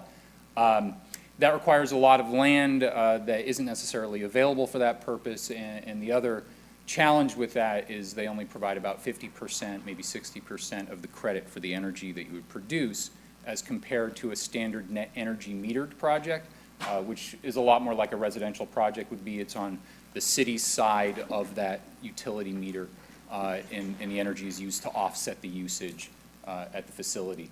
And so we looked at that net energy metering project was those 10 sites that I was talking about. They were all on the city side of the meter. We looked under those two scenarios at ownership and city ownership and third-party ownership or power purchase agreements under both. And the two things that came out of that pretty clearly were that the large system was challenged across a number of dimensions, including environmental review that would be likely for a large site and schedule, and that the NEM options looked better. And if we can acquire the funding, the low-interest funding for them, the ownership also looks stronger than power purchase agreement options for the city. Next slide. Real quickly on implementation, we put together a project schedule based on our experience in doing a lot of projects like this in the public sector, and it sees construction being completed on a solar program if you do decide to act this evening. Sometime around July 1 of 2016, perhaps a little later, we would intend to have a request for proposals out the door at the end of October, and a solar contractor who would actually build the system, who's not us, we're just an advisor, on board under contract in mid-January. So that's the way it kind of lays out. Having a schedule that takes us into implementation and completing implementation in 2016 is fairly critical at this point, because there are a lot of things going on in energy, both nationally and in California, that would impact in a negative way the economics of your project. Nationally, the investment tax credit is set to be reduced from 30% to 10% at the end of 2016. That would affect any power purchase agreements. The rates would go up for a power purchase agreement after that time. And then even more fundamental to the project, within California, the Public Utilities Commission is re-looking at the rules around net energy metering, and they're likely to get less advantageous to customers putting in solar. And then PG&E is also changing the eligibility for their solar-friendly tariff that many of the economics that we've run through our models are dependent on the city switching to. So if the project takes longer than 2016, I imagine we'd still be able to put together a viable project, but the economics are bound to be not as positive as they are today with it. So that's why we're aiming for 2016 if this is a direction that you would like to pursue. Next slide. So our report concluded with a set of recommendations. We're looking tonight for authorization from the council for us to develop and release a request for proposals to bring on a vendor that'll design and build the system. The other next step we're looking to accomplish is to put in an application for the CEC loan that we discussed, the 1% loan, which would fund a $3 million program if it was scaled to that size, which is what we're recommending. Also for the city to engage their financial advisor. You already have a relationship with a financial advisor to help us put that application together and make sure that the financing plan for the project is on the up and up and makes sense, and we have a contingency plan in place in case the CEC loan is not approved or they unexpectedly run out of funding. And then lastly, that the city undertake a repair of the City Hall roof, which is one of the key sites that we're recommending you move forward with, so that we can do that project in parallel with the solar project, so that you get the roof all buttoned up and the solar system installed and all your warranties are remaining, and you have a good solid roof that's going to last for the life of the solar system. So that concludes my brief presentation. I'm happy to answer any questions with Dennick's help that you might have. Thank you. Mr. Johannesson. Yeah, thank you. So I know, for example, SunPower and Solar City on the residential side basically have a program where they lease the systems and you pay a lease payment and they guarantee an output over the 20-year life of the system. And that's also works under the net energy meeting with PG&E as well. So did you look at that lease scenario? We looked at power purchase agreements and only because for commercial projects, power purchase agreements are much more common than leases. Structurally, they're very similar. The main difference that under a power purchase agreement, the risk of production is on the owner of the system, the one who's leasing it to you, whereas in a lease, you have a constant payment regardless of what's going on with the system. So For whatever reason, and I think it mostly has to do with the financiers who are standing behind these commercial projects and probably the tax implications, power purchase agreements are the lion's share of the market. I'm only aware of a handful of leases in the public sector. But in principle, they're very similar in terms of who owns the system and how they get built and how the net energy metering works. So we did discuss that with staff, but we didn't run any financial models on these. Okay, and then just the other point, you mentioned hydrogen fuel cell. It looks like it was particularly suitable, but you didn't calculate with the net, net benefits. So we don't, because I know we've got the hydrogen fuel cell partnership here, and one of the things that we've talked about in the past was how do we roll out hydrogen, Right. in our town. So Yeah, we did some preliminary analysis on that, and it looks fairly favorable. It's just from an implementation perspective, you don't want to bundle them together, and the fuel cells aren't confronting some of the same regulatory pressure, if you will, as the solar. So I think, it's a very good idea, and we recommend that we work with staff and come back and get fuel cell running on its own path. The water treatment plant in particular does seem like a very good site because of its constant and high base load. And again, from our initial analysis, there were savings to be had by doing a project there. good, yeah. Wonderful. Yeah. Are there questions or comments?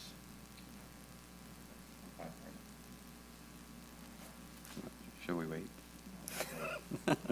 So on the potential, the changes that the PG&E, the other utilities are proposed to the net energy metering with the PUC, is the grandfathering that the commission had approved in 2014, does that apply?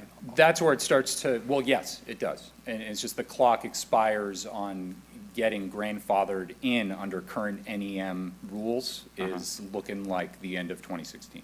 But it's whenever they decide it is, right? Yeah. It's not yeah, tomorrow. when what they call the successor tariff, when it's available, then that's when the switchover will happen. But up to that point, you'll be under current rules. For 20 years, is that how it works? Yeah, or- okay. for 20 years, exactly.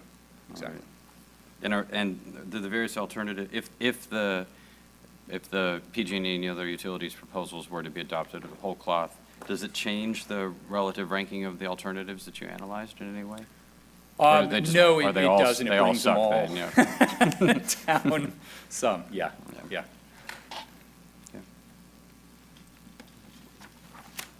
Any questions or comments? Motion? Is there a motion? I'll move the recommended action. All right, it's been moved by Mr. Johansson and seconded by Ms. Sandine. Seeing no further discussion, all those in favor, please say aye. Aye. Any opposed? Hearing no motion carries. Thank you. Thank you. All right, that brings us to item 15, which is consideration of workshop on parking strategies and solutions for urban districts. Mr. Doherty and Ms. Jacobson and Mr. Laurel.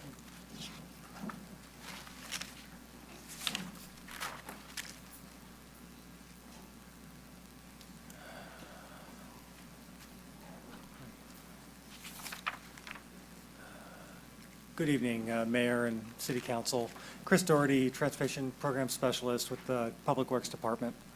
The item for you this evening is a workshop on the parking strategies and solutions for the urban districts.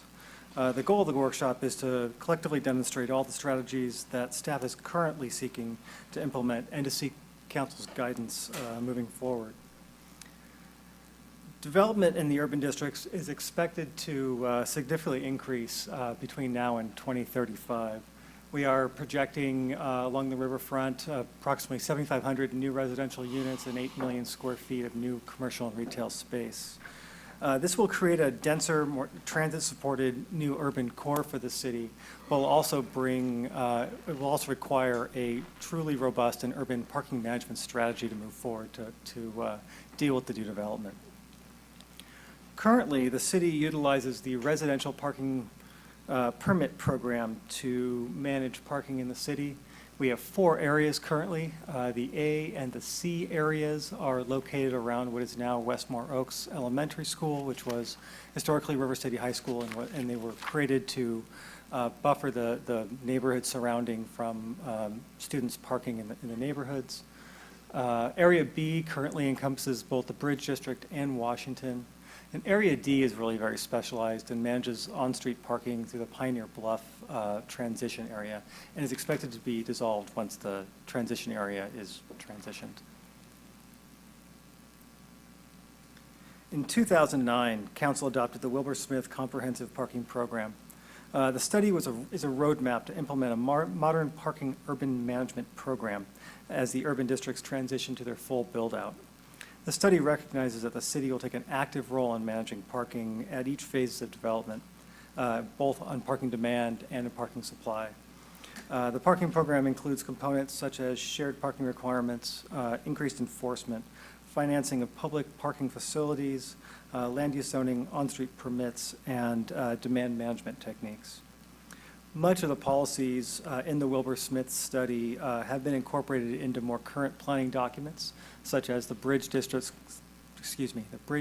Specific Plan and the Washington Sustainable Community Strategy. The Wilbur Smith study identified the phases of development as the urban areas transition to their build-out. The first phase of development, which is currently where the Bridge District is characterized as having usually the highest part of parking demand right now because of the sparseness of the development, the lack of available transit in the area, and the lack of a dense amount of uses surrounding the development. It is envisioned that it has approximately the parking demand of a general suburban area because of these factors. The parking pool currently is too small to finance large-scale parking facilities such as structured parking. And by allowing a portion of that parking to be met either on-street or off-site, this allows the city to, when the area does develop, move that parking into off-site or structured parking areas when we are ready. The second phase of this development pattern is where Washington and the Civic Center currently are, just entering this phase. This phase sees a broader range of uses and an increase in density, an increase in transit. The pre-existing buildings are adaptively reused and new projects are being built at an increased density. That increase in transit, walking, and biking bring a significant reduction in the parking demand as there are much more options available to the residents and the users of these districts. Currently, the Bridge District is experiencing some parking conflicts, and there's currently an over-reliance on the street parking that is creating some congestion in parking in the area. This was largely caused by an overissuance of on-street permits and a lack of additional parking supply nearby. To address this immediate issue, staff has issued a moratorium on the issuance of the B permits in the area. And the following 8 recommendations are aimed to address the immediate issues in the Bridge District and to create policies to better manage parking moving forward as we urbanize in these districts. Recommendations 1 through 5, I'll note, are generally intended to be deployed within the next 6 months. Recommendation 1 is reform of the residential permit parking program. The first item to reform, we are asking to restructure the program boundaries to dissolve the current Area C, which is really no longer needed as it was meant to be used by school staff along the street in front of West Morris Elementary. It is no longer needed there. And we would convert the Bridge District to the new Area C. This would allow us to better manage Washington and the Bridge District separately as they have very unique characteristics unto themselves. It will also provide us a clean slate to reissue permits to eligible users to reduce the number of permits that are issued, to reduce demand in that area. Also, the permits program-wide would be annually renewed. Therefore, they are no longer issued in perpetuity as they are now. so that we can then control the amount that are on the street and being used. And they would be uniquely identified and linked to the vehicle so that they can be tracked better and to know if any fraudulent activity was happening at that time. Also, a new pricing structure will be implemented to, at minimum, just cover staff costs in issuing these things, but also to disincentivize some of the overuse that is happening now. These is primarily targeted to reduce the demand of parking that is happening in the area. The second recommendation will increase the supply, and that is to build 3 interim surface parking lots. One is in the Bridge District parking lot, which is located number 1 on the map in front of you. That is the Warehouser lot. The second one is the Firehouse lot, which was discussed earlier on the consent item, to purchase that lot and to make it available for Washington around the firehouse for public parking. And the third is in conjunction with West Gateway Place parking lot, which will serve as an interim surface parking lot between the first phase and the second phase of that development. Third recommendation is to require parking management plans for any development moving forward that wants to utilize public parking. This will provide the city with a really effective management tool for parking moving forward, and also provide the development community a very flexible tool to meet their parking requirement. General elements of a parking management plan include the number and location of the parking spaces, whether they're met on-site, off-site, or on-street. The terms of use and the renewal of that process of those off-site locations, if there are some are used. Are the spaces shared, or are they dedicated to the use? Is there on-site enforcement? Is it staffed? Is there appropriate signage? Who maintains that area and that lot, and how is that parking lot accessed?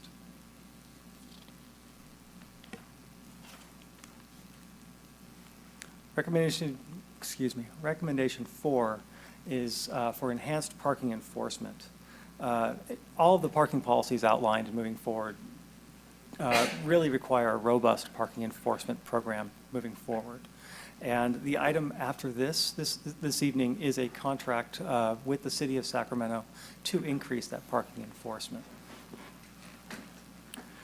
Recommendation 5 is to complete the Appendix B4 of the Bridge District Specific Plan. The Bridge District Specific Plan, when was adopted, Appendix B4 was kept blank. So that, and it was anticipated staff would return at a later time to complete the appendix. And when that plan was adopted, authority was given to staff to complete that appendix and modify it moving forward without returning to council. It is intended to be a living document and to memorialize the strategies moving forward in the specific plan. In addition to that appendix, staff is also recommending these the re-signing of Garden Street around Garden Park to strictly 2-hour parking. No longer have a B permit, so it won't be used for long-term parking. It'll be used for the park and for short-term visitor parking for the Park Moderns. And to re-sign Central Street between Garden Park and Mill Street for 2-hour parking from 8 a.m. to 8 p.m. For short-term visitor parking as well, but also nighttime visitor overnight use without a B permit. We will then lift the moratorium on the issuance of B permits primarily for the Habitat Apartments, because they are still only at 30% leasing, but everything else in that district is pretty much leased up or purchased at this time. Those recommendations would not be done within 6 months. They would be done effectively as soon as we get recommendation from council moving forward. The following recommendations, 6 through 8, are envisioned to be implemented over the next year, the more long-term strategies. First one is the zoning ordinance refinement. Since we have started building projects since, I believe it was 2012, we brought forward a series of urban parking standards to the council that were adopted. And since we've done that, we've been building in the Bridge District, and we've realized there are some further refinements that need to be done to move forward to help development in that area. One would be to increase the distance between the use and off-site parking for guest and general parking. Currently, it is limited to 500 feet for off-site parking. We'd like to extend that to approximately 1,400 feet, maybe 1,500 feet, depending on what is fleshed out through that process. We are recommending automatic parking reductions for projects directly adjacent to high-quality transit. Streetcar is a good example for this. Parking demand should be significantly diminished when you are adjacent to a fixed rail transit project. And to allow surface parking on private property under the management of the city and/or parking authority. That is a change that is currently lives in the ordinance, but this is not intended to meet long-term surface parking needs, but it would be managed by the city. Recommendation 7 is to establish a parking authority for the city. Generally, they are responsible for managing the city's parking revenue and assets. They can secure property for parking assets. They can finance improvements moving forward for structured parking, maintain the assets, manage the facilities and the staff that goes along with them, and provide oversight for the overall parking program. And lastly, for recommendation 8, is to establish a parking in lieu fee. This will allow a developer, instead of building parking on site and overbuilding parking on site, to pay, to buy out of that parking requirement at a certain level, so that it would assist the city in financing shared use public parking assets for the area. A few things of note, we worked very closely with the Bridge District property owners through all of these recommendations and have received positive feedback at this point. And this concludes my presentation for the evening for this item. Before you is a recap on the recommendations. There are a lot of recommendations in front of you this evening, so we thought we'd throw this for you. And also with me this evening is Katie Jacobson to help answer any questions, and Aaron Law. All right, Mayor Pro Tem Ledesma. Thank you. Thanks, Chris, for the presentation and plan on parking. It's, having been to the area over there and seeing that the Park Moderns is filling up, if not filled up. I think there's just a few places open and the other housing project, Rivermark, is, I think it's pretty full, I think, at that point. And you could tell folks are folks are using street parking very liberally there. So I just had a few, so this is, timing is, we need to get moving on this before more folks come in. So I'm anxious to kind of get moving on this. The first question had to do with, we talked about the current permitting program, reforming the current residential permit recommendation one. How many of the percentage of those residents, or even in not just the Bridge District, it would also impact the Washington. It's just areas, the proposed Area C, that the change in the residential parking program would change, or they would have to rescind. Or I'm trying to better understand how many people are going to be impacted. How many people have pulled permits that we're going to say now you're on a new permit program? Sure. The only change to the boundary would be the creation of Area C. That would affect the approximately 200 units that have gone in the Bridge District. Okay. But most of the reforms would be program-wide, the annual renewal, the increase in fee, and the unique identifier will pull, all the new permits would need to be renewed annually. Okay. Okay, so the folks in Area C, we made this effective. I mean, the once it's implemented, then they would, on their annual renewal, they would have to immediately go to change. So we are anticipating to make that change over the next 6 months, so it's not a very quick change for those who've just moved in. It'll also allow us to build in, to establish the new fees, to build the back end to better track all of these measures. And it gives a little more time to kind of really develop. I understand. I'm just trying to get a sense of your implementation. And you answered my question within there. So how they would actually, folks would actually feel the change, and it would just take time as you implement. Correct. Okay. And well, and maybe you don't have, do we have information? You said there's 200 units in that area. How many people actually are all of them pulling permits, or do we have a sense of the percentage of residents there that have? Up until about 3 weeks ago, the majority of them did. Okay. We have the numbers of how many has been issued. We've issued approximately 163 in that area. Those numbers might be a little bit inflated because of the visitor placards that have been also issued. Okay. Visitor placards are also somewhat of an issue with this because we cannot distinguish them between permanent parking. So we would issue generally 2 permits to a residence and then 2 visitor parking permits for a resident. And we, at this point, can't really control if they're using 4 cars for parking with those placards as well. All the more reason, yeah, that's to get, Exactly. got to get We're looking to moving on reform that this. as well. Yeah, thank you. And then on, I guess some of my questions around issue 4, the next item takes on the parking enforcement, so I might have more specific questions then. And this is all great, I think, good steps.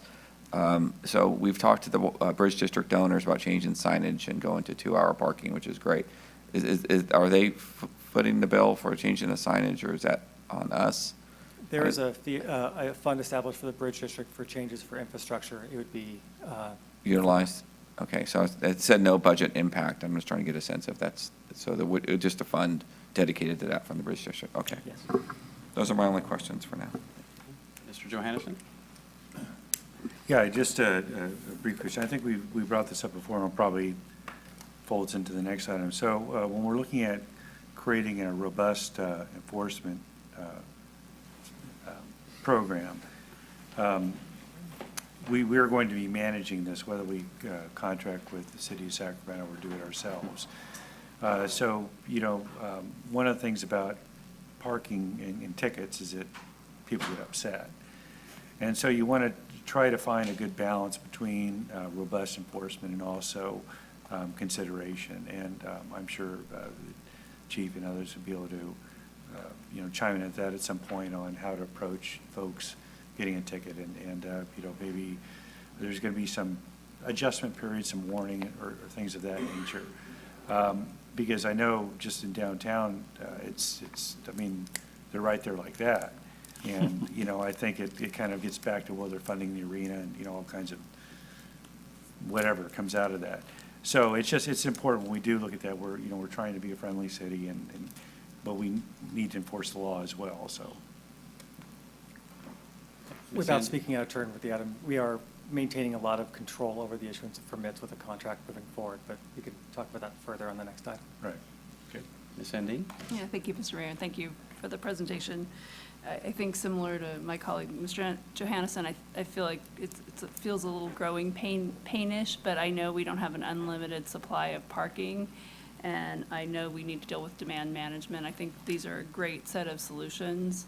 So I think we didn't just look at one solution. I think it's pretty complex. To that end, you mentioned in the report that the Transportation, Mobility, and Infrastructure Commission heard all the recommendations and they concurred with them. Are there anything that might be of interest for us? Did they bring up any issues at all, or share any concerns in any way, or have additional things we haven't maybe yet shared with you? Sure. As a point of clarification, we took the residential parking permit Oh, right, reforms the parking strictly permit program, I see that, okay. to them Okay. At their last meeting. And there were very few comments, mostly Okay. positive feedback on what we were doing. Okay. Is a fairly dated program as it sits now, and I think people understand on its needs to be reformed. Mr. Kristoff? Yeah. I guess one area that I would like some further clarification or dialogue with, and that's in lieu of parking.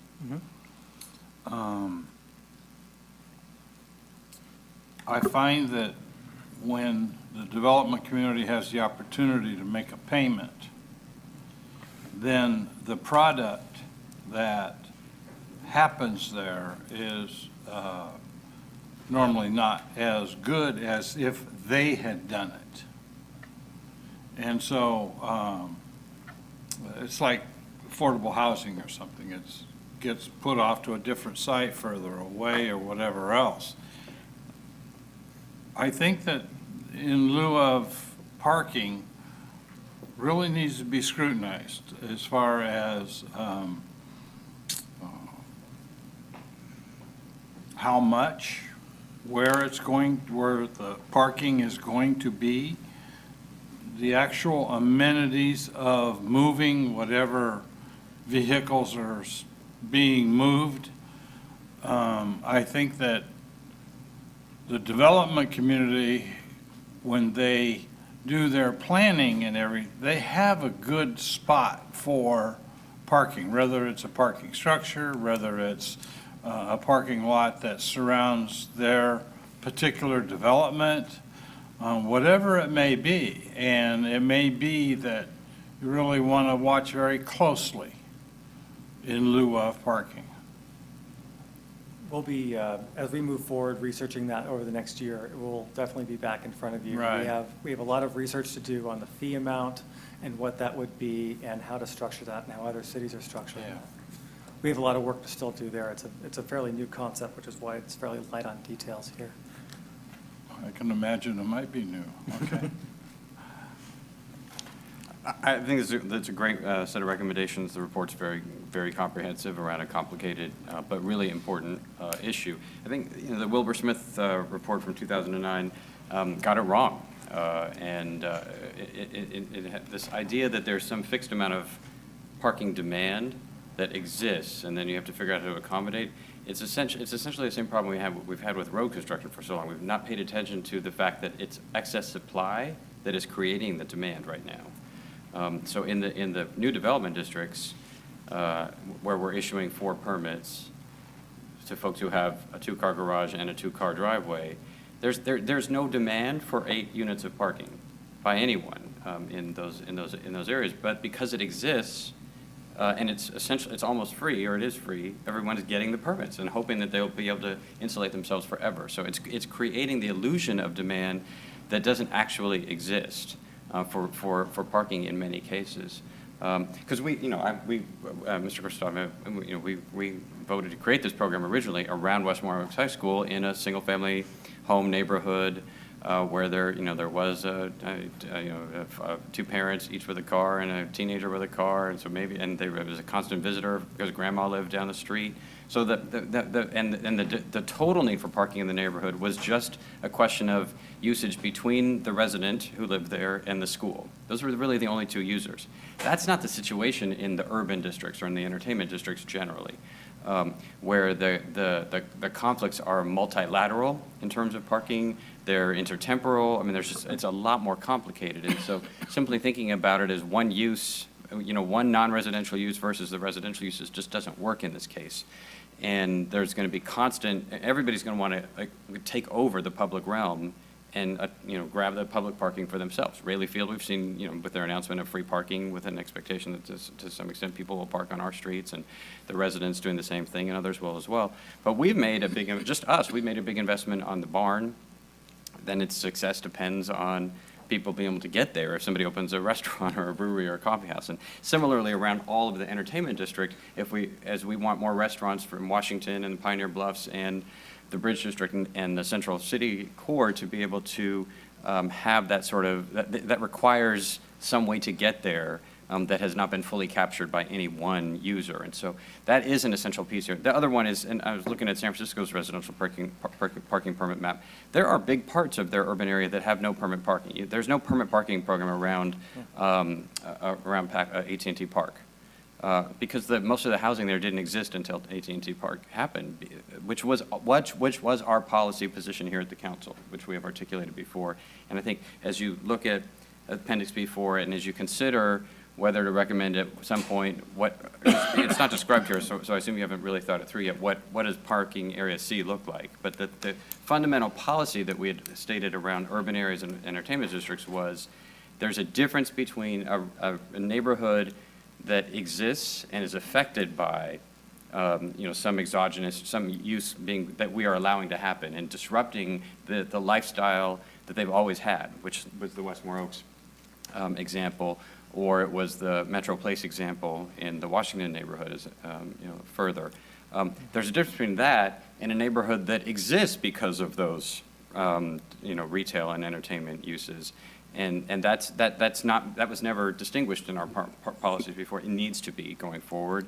So, just as San Francisco said, there's no permit parking in these areas that are brand new, that are being created. You're moving there because of these shops and stores and AT&T Park. So you're buying into that neighborhood. The same thing is, I think, what we intended in the Bridge District and parts of the Washington District, and certainly the Pioneer Bluffs District as well, where it isn't a neighborhood being affected, it is a neighborhood being created because of exactly those impacts. So I think this is definitely a good start. I would encourage you, just psychologically to take these steps affirmatively and in chunks.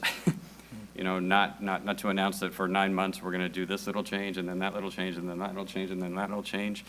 Just to constantly take things away, but to really to rip the Band-Aid off where necessary, but also to be clearly communicate in advance what's coming so people can have some plan around it. Because both your consultation with property owners and throughout that whole district, from the Bridge District up to Washington Square and the Good Project and elsewhere, that that is the reason why many of those folks moved to that area. So they get it.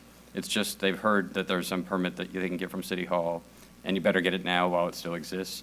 So they know better. That it's just we've led them down a path to their self-destruction, and being able to help right the ship, so we're back to the policy objective that we had framed out when we began planning of these districts. I think is really positive. So I think this is definitely a good, solid, comprehensive approach to trying to tackle what is a complex problem, but definitely has some implications right now. I know you've seen it as well. Folks we're experiencing to some extent the suburban problem of people converting their garages to other uses because they have an expectation that, well, there'll be 4 street parking spaces that are guaranteed to me for life. So in some sense, we're reducing the parking supply by the issuance of these permits in ways that are perverse in terms of our own outcomes, our financing plans, and the ability of that district to be able to generate the kind of entertainment uses that are the fundamental planning principle guiding it. So. All right, you just wanted direction. Did you get enough? All right, thanks very much. Thank you. Thank you. All right, item 16 is consideration of contract with the City of Sacramento for parking enforcement services and citation management.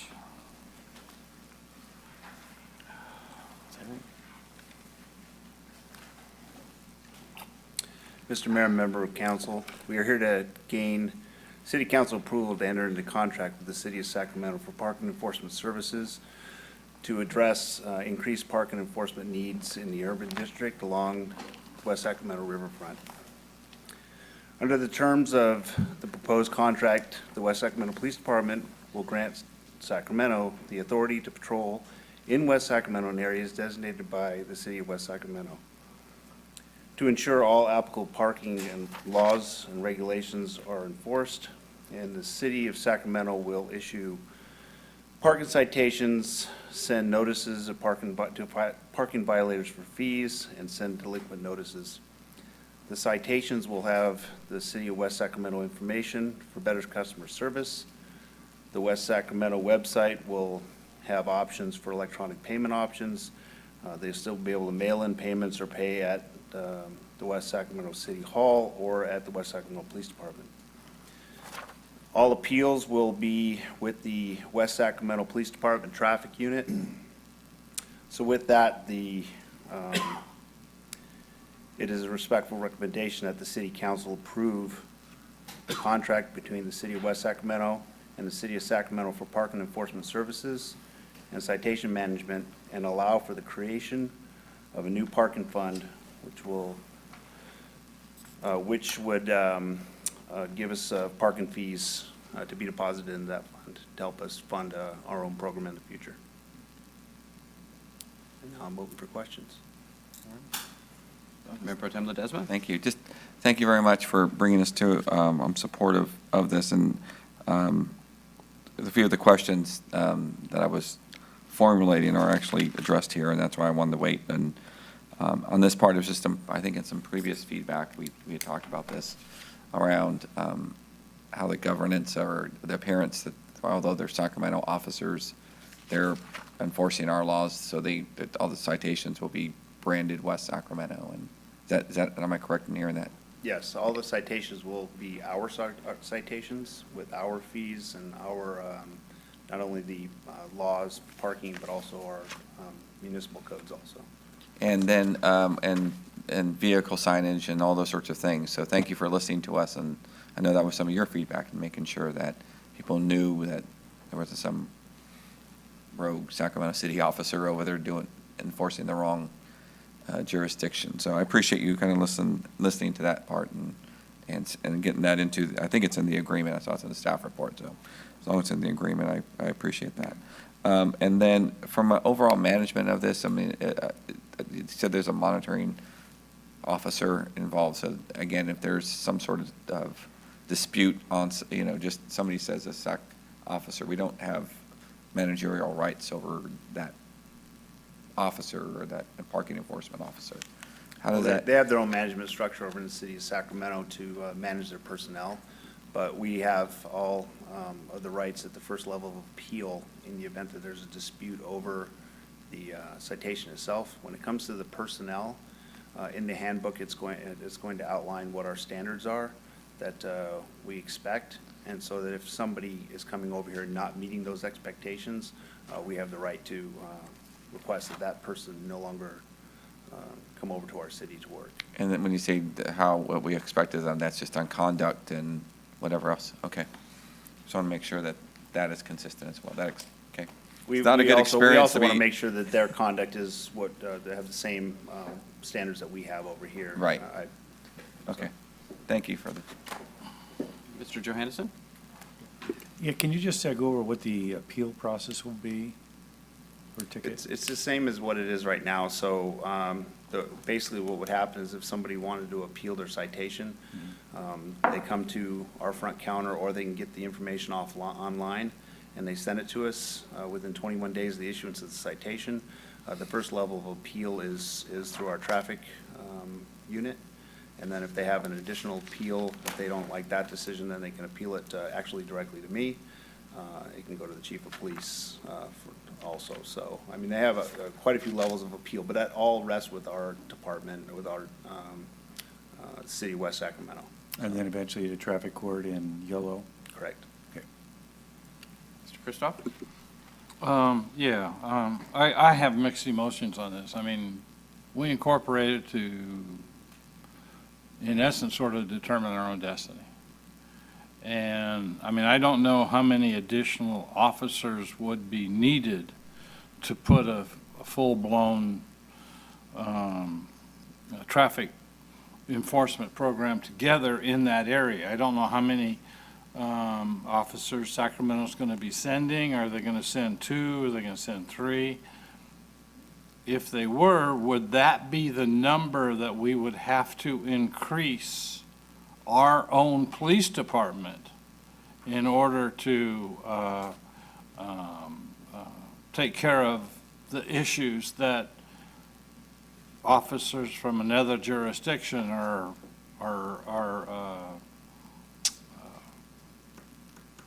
they're working?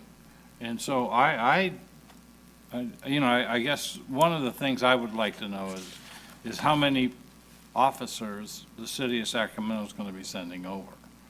And then I have to make the determination of how many police officers would I have to hire in order to fulfill that same void, so to speak. Because I've got to know from talking to some of the folks over there, I mean, you really want your own enforcement office, place. It's just that we just don't have enough people now in order to make it all work. But I mean, I think that everybody wants to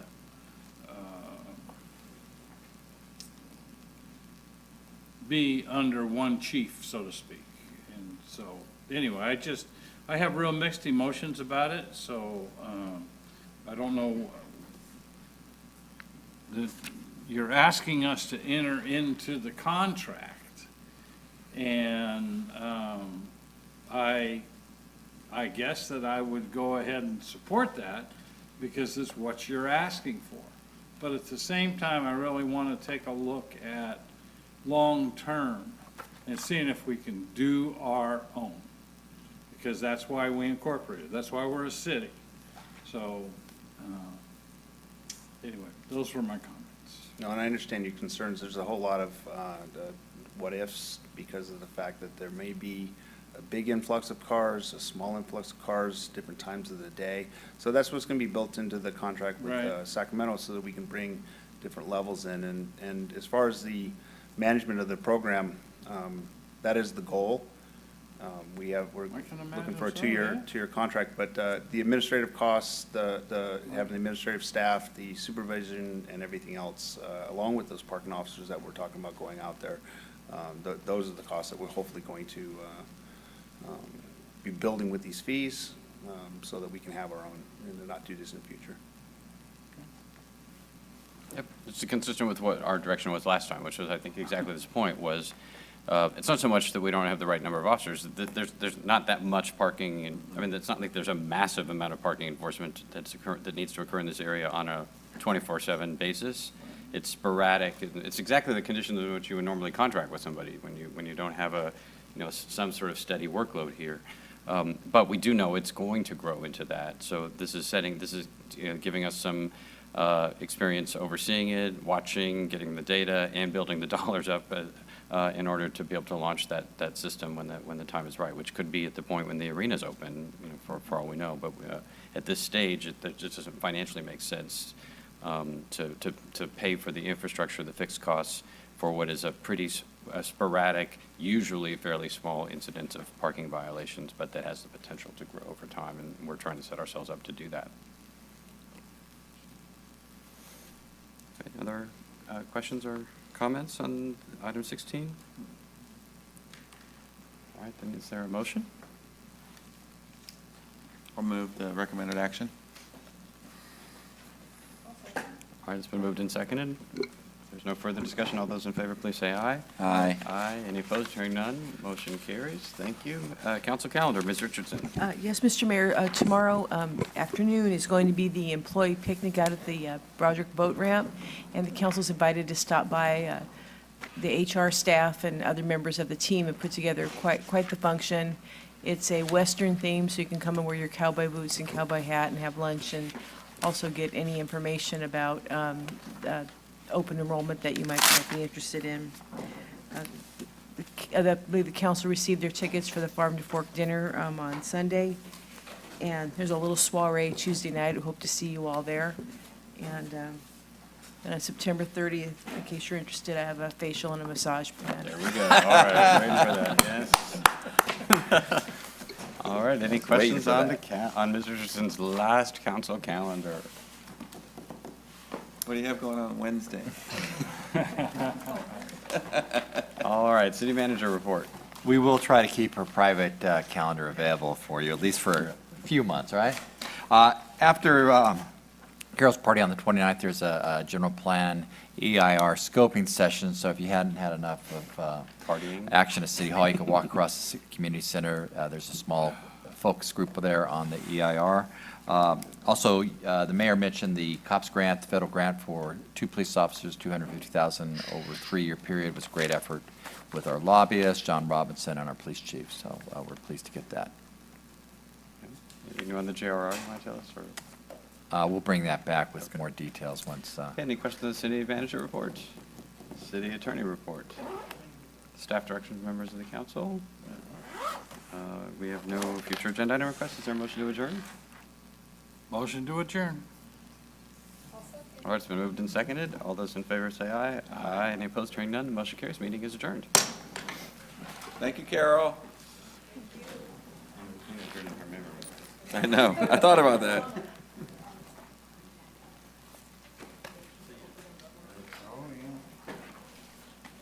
See you later.